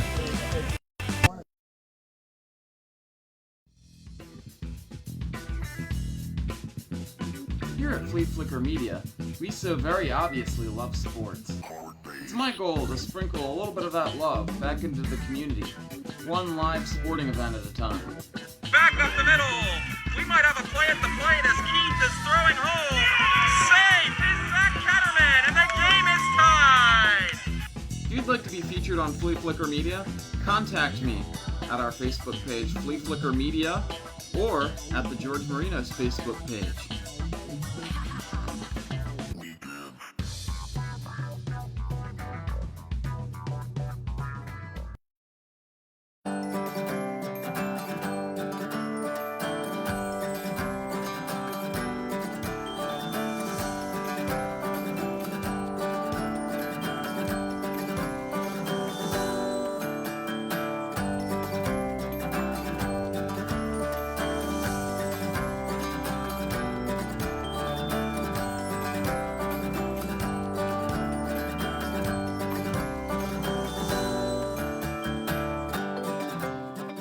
Hello, this is Battlefield Military Museum Incorporated.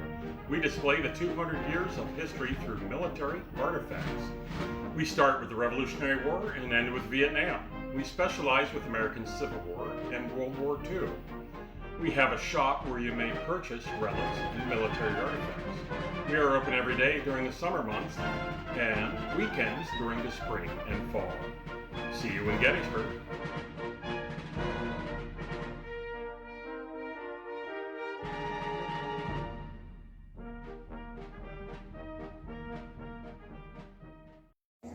Been all about the pitching here today for both teams. We've reached the top of the 7th with the score still tied 1-1. Brandon Nail leading things off, and he'll foul one off. It's been Nate Holt all the way for Cashtown as he's danced around a little bit of traffic here in a number of innings today. Hasn't had as much strikeout in his game here today, but done a good job limiting the hard contact from the Littlestown Dodgers as it's 0-1. That one bounces in the dirt, 1 ball and 1 strike, and it takes all kinds. When you get to this point in the South Penn playoffs, you're featuring the very best offenses in the league, and these pitchers that mowed through teams all regular season get a real stiff test this time of year. 1-1 the count to Nail, the second baseman for Littlestown, as that one called a strike, 1 ball and 2 strikes.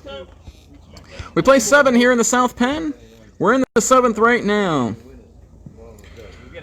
Littlestown would love to take the lead here, bottom of the order. Batting for them, 1 ball and 2 strikes to Nail. Here's the kick, the throw, that one bounces in the dirt and bounces off the mask of Dylan Ed, the catcher for Cashtown. The count goes to 2-2.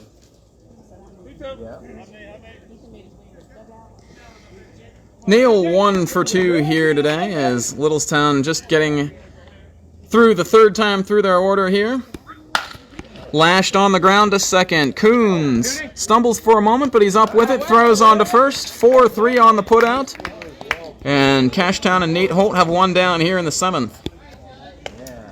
Jacob Engel will stride to the plate now for the Dodgers. For Cashtown in the bottom half of the 7th inning, it'll be the number 9 spot, Dylan Ed, and then back to the top with Aiden Julich and Travis Black. And it would be interesting to see those guys against Calvin Benevento again, because that matchup has gone the same way the first 2 times up for those guys. As now here to the plate, it's Justin Keith taking a pinch-hitting appearance, looking to start things off for the Dodgers. Swing and a miss at 1 in the dirt, fooled by that. It almost looked like Holt took something off of that one there. And getting into the twilight a little bit here with a brown baseball and can make things hard to see. These pitchers have been doing an excellent job all day, even without those things aiding them. Here's the 0-1 pitch. Misses down low, 1 ball and 1 strike to Keith. Keith 3 for 4 on the postseason, walked 7 times and hoping to be a table setter here. Told me after the game yesterday that he only swings at strikes, and he's done a good job of that this postseason. Takes that one, and now it's 1 ball and 2 strikes. Interesting decision by Keith to not be in the starting lineup here today. Not sure if he's nursing some sort of injury or just wanted to hold himself back in reserve for this very spot, or if he was holding himself in reserve to be a pitcher only today. That one called outside, 2 balls and 2 strikes. On deck is Ben Stevens. As Littlestown with a big bench available here for them today after the Brushtown series. They featured just a 2-man bench in each of those 2 games. Time called by Keith ahead of this 2-2 pitch. Dodgers have 6 hits on the day. All they want is 1 or 2 more here to get a second run. Here's the kick and the toss from Holt. Strikeout, and Nate Holt has, I believe that's his 4th punch out of the ball game. He got the first 2 batters of the game. He got 3 of the first 6. In fact, set the first 6 guys down in a row, and then Littlestown started having a little bit of a different approach, swinging earlier and getting the ball in play a little bit quicker. But it's still been mostly zeros for Holt. As Stevens strides to the plate now, half his jersey caked in dirt, a la John Elway in the Drive game back in 1987. This one hit up the middle. It's cool ball. On the run, he's got him. Made that look easy as pie. 3 up, 3 down. The Cashtown Pirates need just 1 to walk it off here on their home field. If they do so, they'll even the best of 5 series at 1 game apiece. Back in a moment here on Fleaflicker Media.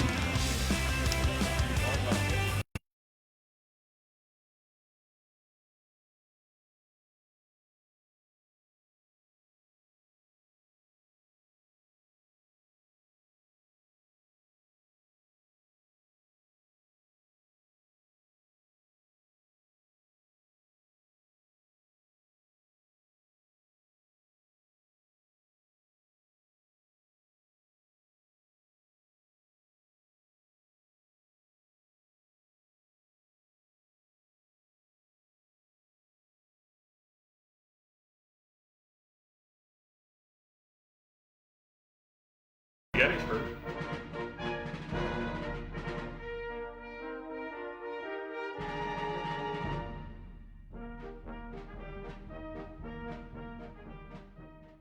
I'm Dougie Sims, and you're watching Fleaflicker Media.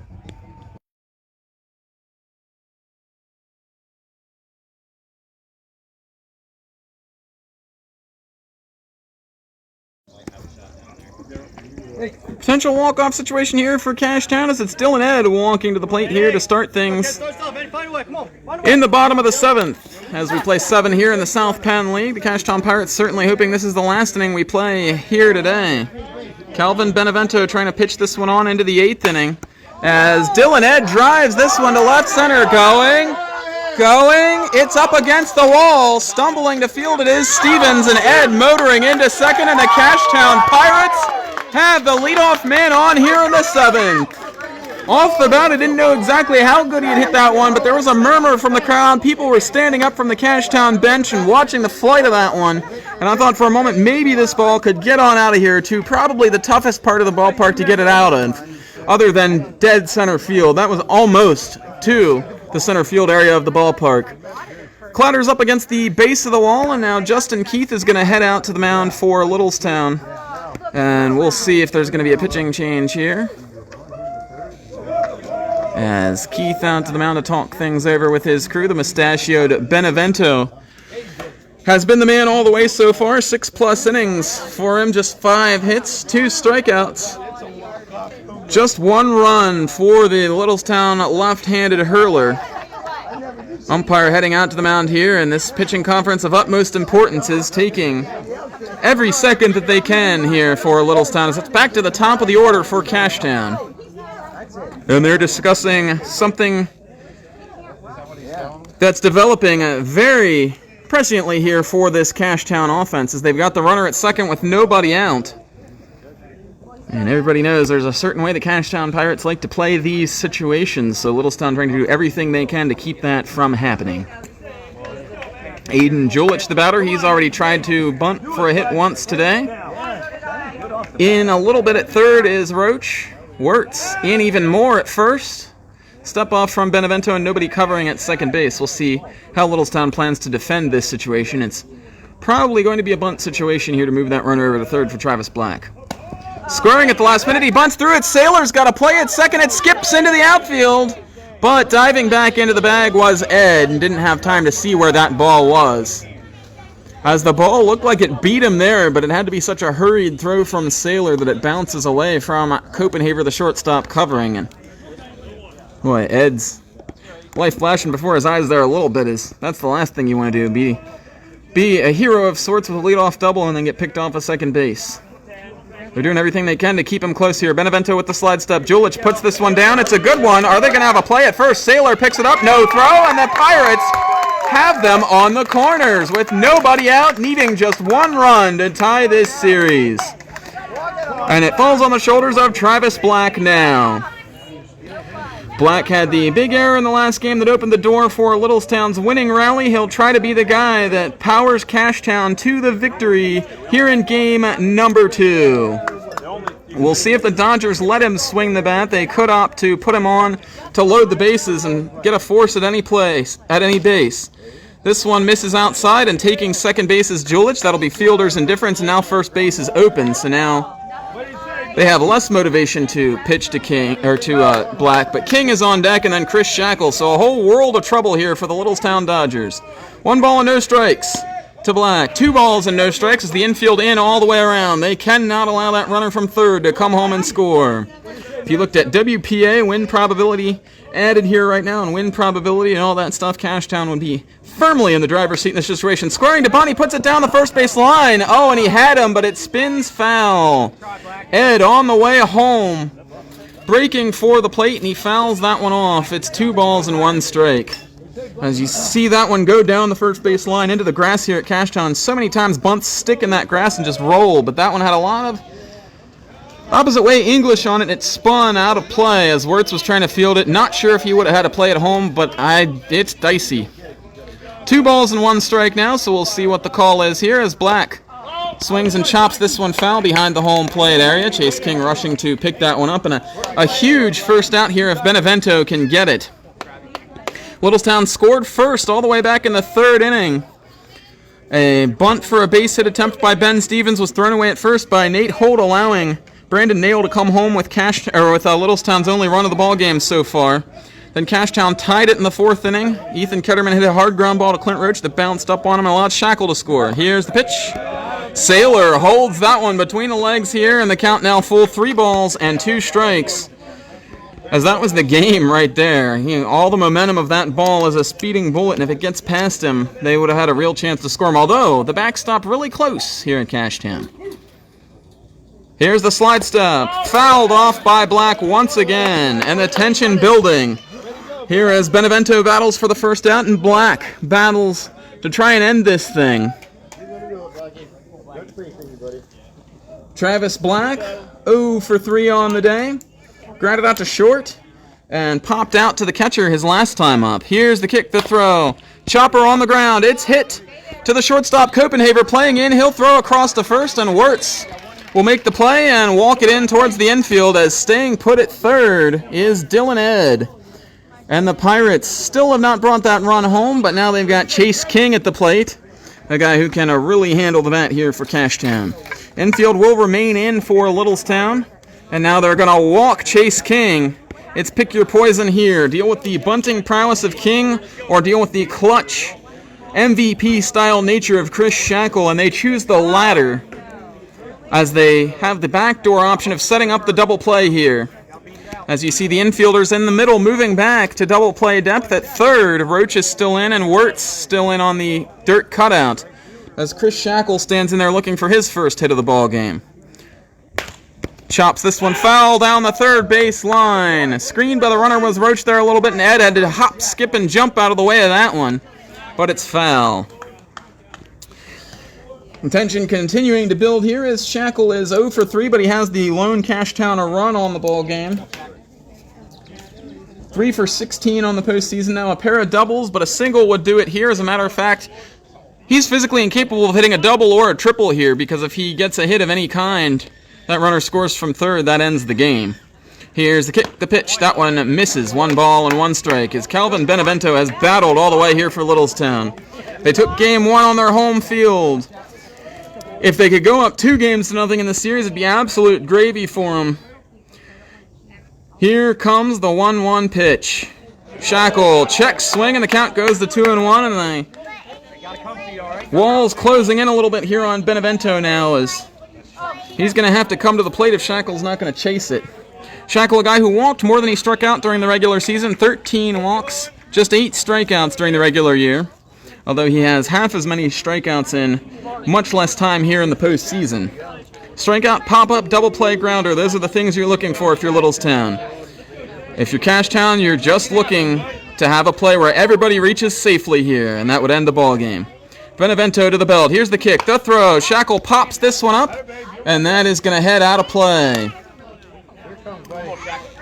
This would be an absolute high-wire act if Benevento and the Dodgers are able to get out of this one here, but they've gotten themselves to 2 strikes here now. 2-2 to Shackle. For all the pressure in this game on Littlestown, the pressure for Cashtown is on them to win this game in general, and if they don't come through here, they don't really want to think about that.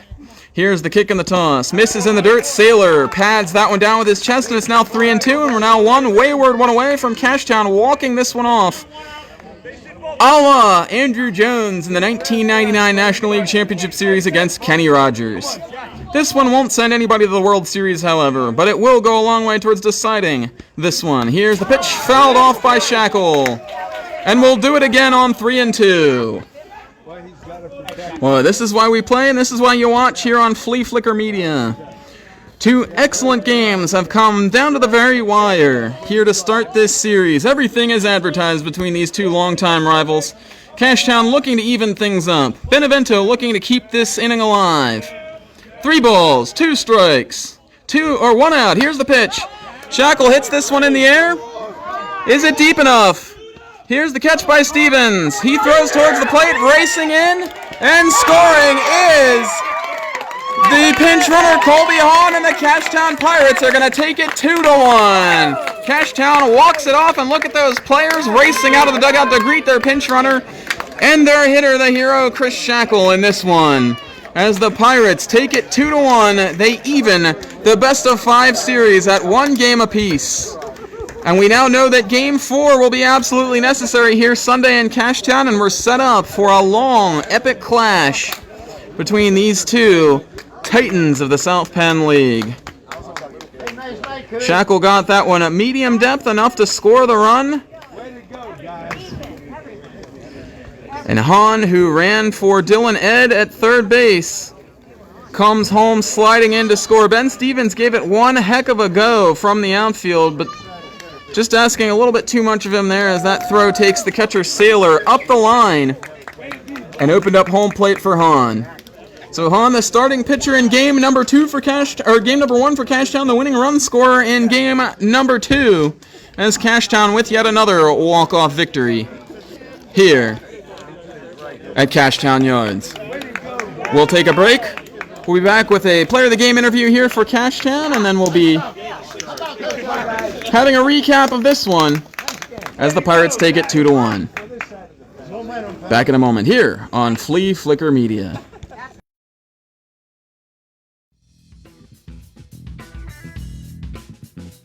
Here at Fleaflicker Media, we so very obviously love sports. It's my goal to sprinkle a little bit of that love back into the community, one live sporting event at a time. Back up the middle. Safe is Catterman, and the game is tied. If you'd like to be featured on Fleaflicker Media, contact me at our Facebook page, Fleaflicker Media, or at the George Marinos Facebook page.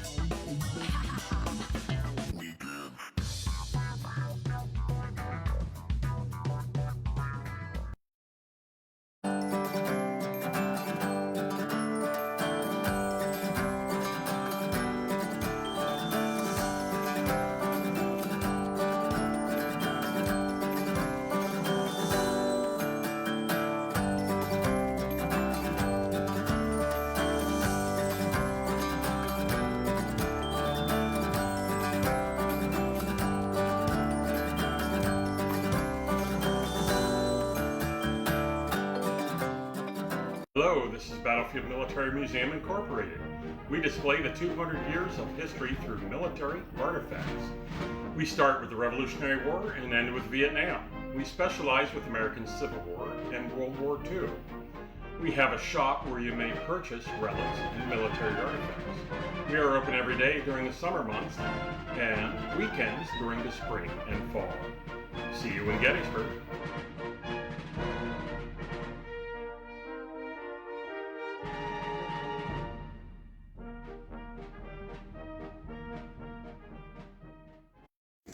Here with Nate Holt, once again, the player of the game for Cashtown. And first things first, you told me I should be interviewing Chris Shackle after this game, your teammate who had the walk-off hit. What do you have to say about Shaq's performance there coming through in the clutch for you guys? I mean, he had a heck of an at-bat to end the game, and we were fortunate enough to get people on base, moving them around, so we played some very disciplined baseball in the last inning and got it done. You know? What is it about this club at this ballpark? I mean, I know you have to feel it. You've seen it, the number of walk-off wins that this team gets here. What is it? Is it a feeling? Is it a thing? I mean, you guys know that this stuff's going to happen? The field is like, you can't say it's bad because it works out for both teams. There'll be routine ground balls, there'll be errors, so the ball's bouncing right to left coming at you. So it definitely can play in other teams' favors as much as it can play in ours, but we have come to expect it, you know what I'm saying? So it just makes it a little bit easier to get comfortable with. You know? So you would say that the winning culture that teams talk about building, you guys have done a lot of winning, and you also have built that winning culture over the years. Yeah. So, facing Littlestown today, I mean, you 7 innings. I mean, you shut this team down, a team that's been red hot with the bats. They battled you. You were only able to strike out 4 guys today, but you're able to get it done another way today. What do you have to say about your performance and how tough these guys were today? I really appreciate the defense. They made a lot of nice plays, a lot of very key timed plays. My catcher Eddie, he always holds it down behind the plate. So I don't know, just having fun, try not to make it too complicated, just be a little kid out in the field. You know? And winning like this, then afterwards, you get some ice cream afterwards. You talk about playing like a little kid. You got to get some ice cream afterwards. I may. I'm more of a slushy guy. Oh, okay. Yeah. So the series tied 1-1. Your thoughts about this series now going into the weekend, back in Littlestown on Saturday, and then back here on Sunday? I think we'll be able to get it done for the next 2 games, but nobody knows. Baseball has a weird way of evening things out, so we'll see what happens. And is there an extra feel? I mean, from the team, because this is Littlestown. I mean, this is a rivalry game. This is a local area game. Is there a little something extra on the line with this series playing this team? Yeah, it's a little bit more fun, especially because it's playoffs. So people know each other, and they used to play here and they used to play there. So it's fun to have like a little bit of almost pressure, like a little something on the line. You know what I'm saying? So yeah, it definitely makes it more fun, creates more of an atmosphere to play the game. All right, thanks, Nate. Go heal up. Nate Holt.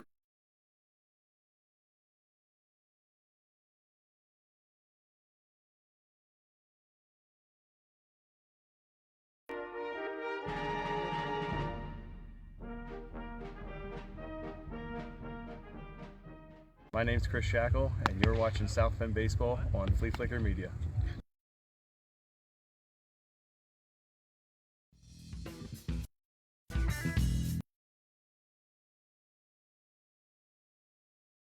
Love sports.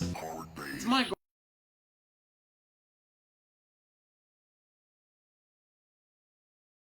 The middle. We might have a play at the plate as Keith is throwing home. Safe is Zach Ketterman, and the game is tied. If you'd like to be featured on Fleaflicker Media, contact me at our Facebook page, Fleaflicker Media, or at the George Marinos Facebook page.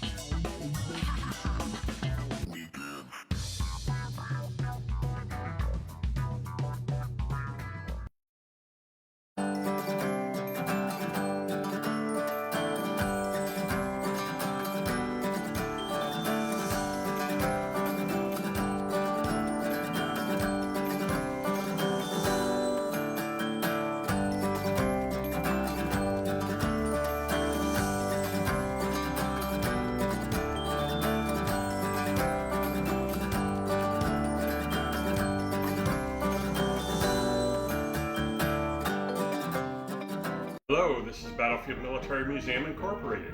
We display the 200 years of history through military artifacts. We start with the Revolutionary War and end with Vietnam. We specialize with American Civil War and World War II. We have a shop where you may purchase relics and military artifacts. We are open every day during the summer months and weekends during the spring and fall. See you in Gettysburg.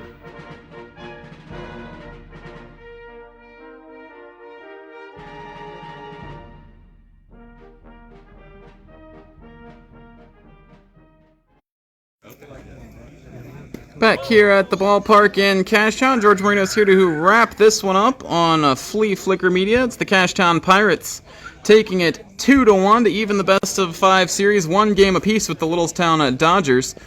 For Littlestown, 1 run, 6 hits, 2 errors, and for Cashtown, 2 runs, 6 hits, 1 error. The win goes to Nate Holt, who is 2-0 on the postseason now. The loss to Calvin Benevento, who is 0-1 in the second season. No save necessary in this one. Chris Shackle with the walk-off hit. We went 1 hour, 38 minutes on the show here today. As a quick-moving one that went the distance and was won in the bottom of the 7th inning. If we went extra innings, we still might not have gotten to the 2-hour mark with the way these pitchers were pitching. So for Littlestown, 2 hits for Sam Wirtz, and Clint Roach, Brandon Nail, Stevens, and Trent Copenhaver, they all had 1 hit apiece. For Cashtown, Aiden Julich had a bunt hit that was key in the 7th inning rally. Zach Coons and Ethan Ketterman had 2 hits apiece. And Dylan Ed's leadoff double in the bottom of the 7th ultimately led to the game-winning run scoring for Cashtown. He was run for by Colby Hahn, who slid home with the winning run in this one today. We'll take you through the scoring summary here now. It's a very, very, very brief one, so we won't keep you long. For the Littlestown Dodgers, they scored first in the 3rd inning. It was Brandon Nail leading off with a single to break up a streak of 6 straight batters retired by Nate Holt out of the gate. Jacob Ingle with a sacrifice bunt to move Nail up to second. Then number 9 hitter Ben Stevens tried to bunt for a hit to put him on the corners. Holt fielded it and threw wildly to first. Despite the efforts of Zach Coons, the second baseman covering to knock it down with his glove, Brandon Nail got a great read at third and still came around to score on a ball that did not leave the infield grass.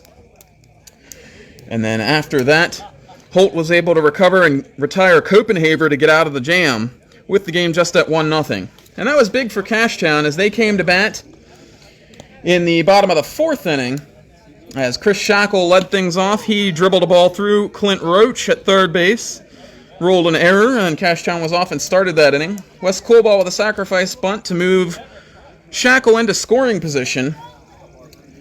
A foul fly out by Zach Coons down the third base line moved Shackle to third, and that actually ended up playing pretty big in that rally because Ethan Ketterman, the next man up, ripped one that bounced up off the chest of Clint Roche, ruled an error, but stayed on the infield, and without that advancement on the previous play, Shackle probably would not have been able to score.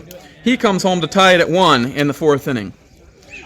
We fast forward all the way to the bottom of the 7th, and Cashtown magic was alive and well as Cashtown got things started off with the very first batter against Calvin Benevento, who pitched his heart out on the mound today. A complete game for him and a tough luck loss, as he definitely deserved better. Neither pitcher deserved to lose this game. Dylan Ed led things off with a double off the left center field wall, the base of the wall. Don't see too many guys go that far out there to that part of the park, and he reached second base. After Ed, then, it was Aiden Julich laying down a bunt. He was doing it for a sacrifice, but it was so perfect that it turned into a hit, and runners were on first and third for Cashtown. The Dodgers let Julich take second base at the beginning of the next at-bat. Travis Black, he came up to the plate, and they got him out, then intentionally walked Chase King. Chris Shackle at the dish then worked the count full to 3-2, fouled off the first payoff offering, and then lifted the 7th pitch of the at-bat to medium depth center field, where Ben Stevens was waiting for the catch. He unleashed a heck of a hurl towards home plate. Not a whole lot of chance to get the runner, Colby Hahn, the pinch runner for Ed, moving from third base down to the plate as the throw went up the line a little bit, and Hahn slid in and was mobbed by his Cashtown teammates coming off the bench to celebrate the victory. So the Cashtown Pirates take it 2-1. Chris Shackle scores 1 run, he drives in another, and Nate Holt with another 7-inning performance on the mound. Just 6 hits allowed and 1 unearned run for him. Series tied at 1-1. We'll be back with you here on Fleaflicker Media, 1 p.m. Saturday afternoon from Memorial Field in Littlestown as the Dodgers host game 3 of the series.